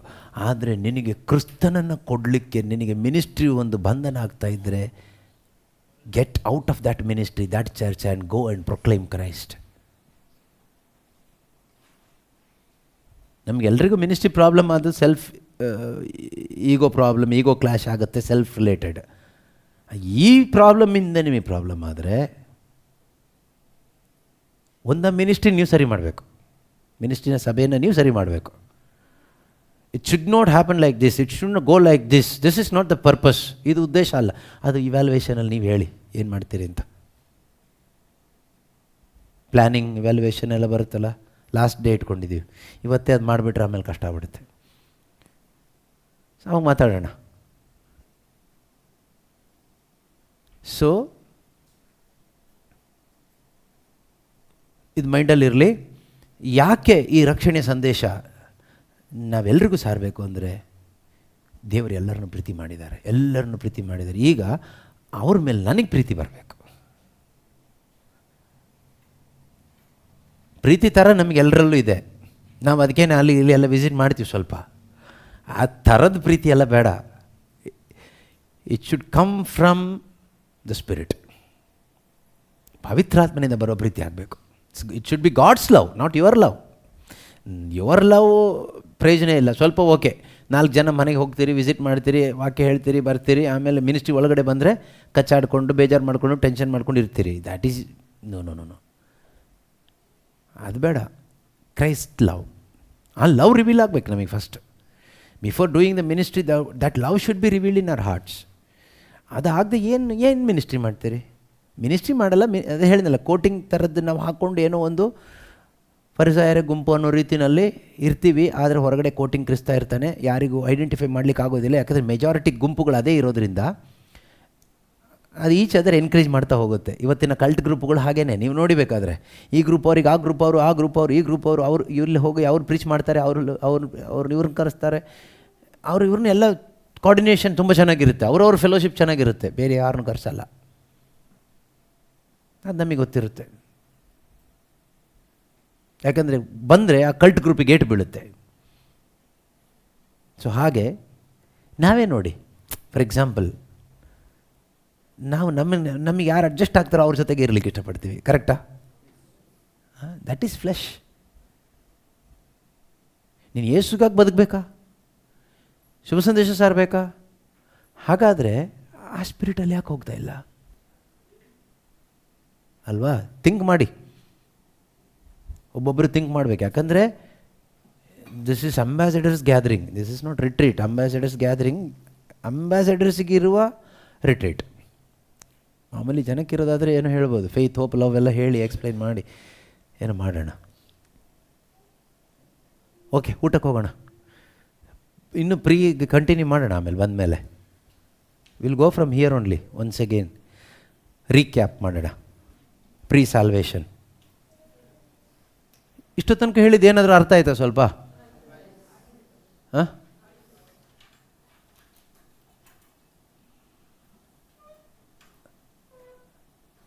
ಫಸ್ಟ್ ನಾವು ರಕ್ಷಣೆ ಹೊಂದಿದ್ರೆ ಮಾತ್ರನೇ ನಮಗೆ ರಕ್ಷಣೆ ಆನಂದ ಸಿಗೋದು. ಇನ್ನೊಬ್ಬರು ರಕ್ಷಣೆ ಆಗಬೇಕು ಅನ್ನೋದು ನಮಗೆ ಬರೋದು. ಇಲ್ಲಾಂದರೆ ಇದೊಂದು ಹೇಳ್ಬಿಡ್ತೀನಿ, ಇನ್ನೂ ಕೆಲವ್ರು ಹೋಗಿದ್ದಾರೆ ಅಲ್ಲ. ಕೇಳೋದಕ್ಕೆ ಕಿವಿಳವ್ರು ಕೇಳಿಸ್ಕೊಳ್ಳಿ. ಸೊ ಇಲ್ಲಾಂದರೆ ನಾವೇನಾಗ್ತೀವಿ ಗೊತ್ತಾ, ನಮ್ಮ ಗ್ರೂಪ್ನ ನಾವು ಡೆವಲಪ್ ಮಾಡ್ತಾ ಹೋಗ್ತೀವಿ ಅಷ್ಟೇ. ನಮ್ಮ ಮಿನಿಸ್ಟ್ರಿಗೆ ಜನನ ಸೇರಿಸ್ಬೇಕು ಅಂತ. ಕೆಲವರೆಲ್ಲ ನೋಡಿ, ನಾವು ಎಷ್ಟು ಟ್ರೈ ಮಾಡ್ತೀವಿ, ವೆಬ್ಎಕ್ಸಿಗೆ ಜನನ ಸೇರಿಸ್ಬೇಕು, ಫಸ್ಟ್ ಸಂಡೇಗೆ ಜನನ ಸೇರಿಸ್ಬೇಕು, ಮಿನಿಸ್ಟ್ರಿಗೆ ಜನನ ಸೇರಿಸ್ಬೇಕು, ನಮ್ಮ ಪ್ರೇಯರ್ ಗ್ರೂಪಿಗೆ ಜನನ ಸೇರಿಸ್ಬೇಕು, ನಮ್ಮ ರೀಜನ್ಗೆ ಜನನ ಸೇರಿಸ್ಬೇಕು. ನಾವು ಟ್ರೈ ಮಾಡ್ತೀವಾ? ಯಾಕೆ?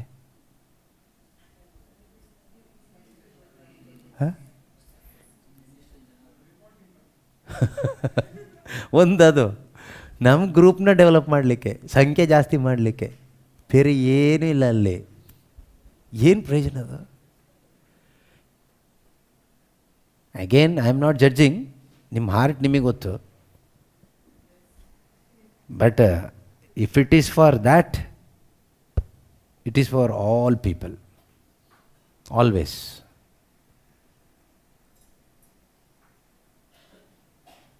Let us pray. ಒಳ್ಳೆಯ ದೇವರೇ, ಸ್ತೋತ್ರಪ್ಪ. ಪಿತನೆ, ನೀವು ನಮ್ಮೊಂದಿಗೆ ಯಾವಾಗಲೂ ಮಾತನಾಡುವನಾಗಿದೆಯಪ್ಪ, ಅದಕ್ಕಾಗಿ ಸ್ತೋತ್ರ. ಪವಿತ್ರಾತ್ಮರೇ, ನಮ್ಮ ಒಂದು ಆತ್ಮಿಕ ಜೀವಿತದ ಸ್ಥಿತಿಗತಿಗಳನ್ನು ನೀವು ನಮಗೆ ತಿಳಿಸಿಕೊಟ್ಟಿದ್ದಕ್ಕಾಗಿ ನಿಮಗೆ ಕೃತಜ್ಞತೆಯನ್ನು ಸಲ್ಲಿಸ್ತಾ ಇದ್ದೇವೆ. ನೀವು ನಮಗೆ ಕೊಟ್ಟಂತಹ ಒಂದು ನೂತನವಾದಂತಹ ಆಲೋಚನೆಗಳಿಗಾಗಿ ಸ್ತೋತ್ರಪ್ಪ. ನಾವು ಯಾವ ಉದ್ದೇಶಕ್ಕಾಗಿ ಬದುಕಬೇಕು, ಯಾವ ರೀತಿಯಲ್ಲಿ ನಿನ್ನೊಂದಿಗೆ, ನಿನ್ನ ಮುಖಾಂತರ ನಾವು ಮುಂದುವರಿಯಬೇಕು ಎಂಬುದನ್ನು ನಮಗೆ ತಿಳಿಸಿಕೊಟ್ಟಿದ್ದಕ್ಕಾಗಿ ಸ್ತೋತ್ರಪ್ಪ. ನೀವು ತಿಳಿಸಿಕೊಟ್ಟ ಎಲ್ಲ ಆತ್ಮಿಕ ಸತ್ಯಗಳಿಗಾಗಿ ನಿಮಗೆ ಕೋಟಿ ಕೋಟಿ ಸ್ತೋತ್ರ. Thank you Lord. Thank you Holy Spirit. Yesu ಕ್ರಿಸ್ತನನ್ನು ಇನ್ನೂ ಹೆಚ್ಚಾಗಿ ಪ್ರತಿಯೊಬ್ಬರೂ ಕೂಡ ಅರಿತುಕೊಂಡು ಜೀವಿಸುತ್ತಾ ಆ ಕ್ರಿಸ್ತನನ್ನು ಅನೇಕರಿಗೆ ಹಂಚುವಂತೆ ಆಗಲಿ ಅಪ್ಪ. ಎಲ್ಲ ಮಾನವರು ಸತ್ಯ ಅರಿತುಕೊಂಡು ದೇವರ ಪ್ರೀತಿಯ ಅನುಭವಕ್ಕೆ ಬರುವಂತೆ ದೇವರೇ, ಈ ಜೀಸಸ್ ದಿ ಲಿವಿಂಗ್ ವರ್ಡ್ ಮಿನಿಸ್ಟ್ರಿಯ ಮುಖಾಂತರ ಇನ್ನೂ ಹೆಚ್ಚಾಗಿ ಕರ್ತನೆ ನಿನ್ನ ಒಂದು ಚಲಿಸುವಿಕೆ ಉಂಟಾಗಲಿ ಅಪ್ಪ. ನಿನ್ನ ಆತ್ಮನ ಚಲಿಸುವಿಕೆ ಕಾಣುವಂತೆ ಆಗಲಿ ಅಪ್ಪ. ಯೇಸು ಕ್ರಿಸ್ತರ ಮುಖಾಂತರ ಪ್ರಾರ್ಥಿಸ್ತಾ ಇದ್ದೇವೆ ತಂದೆಯೇ, ಆಮೇನ್. ಯೇಸು ಕ್ರಿಸ್ತರೇ ನಮ್ಮ ಪ್ರಭು, ಇಂದಿಗೂ ಎಂದೆಂದಿಗೂ ರಾಜ್ಯಭಾರವು, ಅಧಿಕಾರವು, ಮಹಿಮೆಯು ಸದಾಕಾಲಕ್ಕೂ ತ್ರೇಯಕ ದೇವರಿಗೆ ಮಾತ್ರ ಸಲ್ಲಲಿ. ಆಮೇನ್.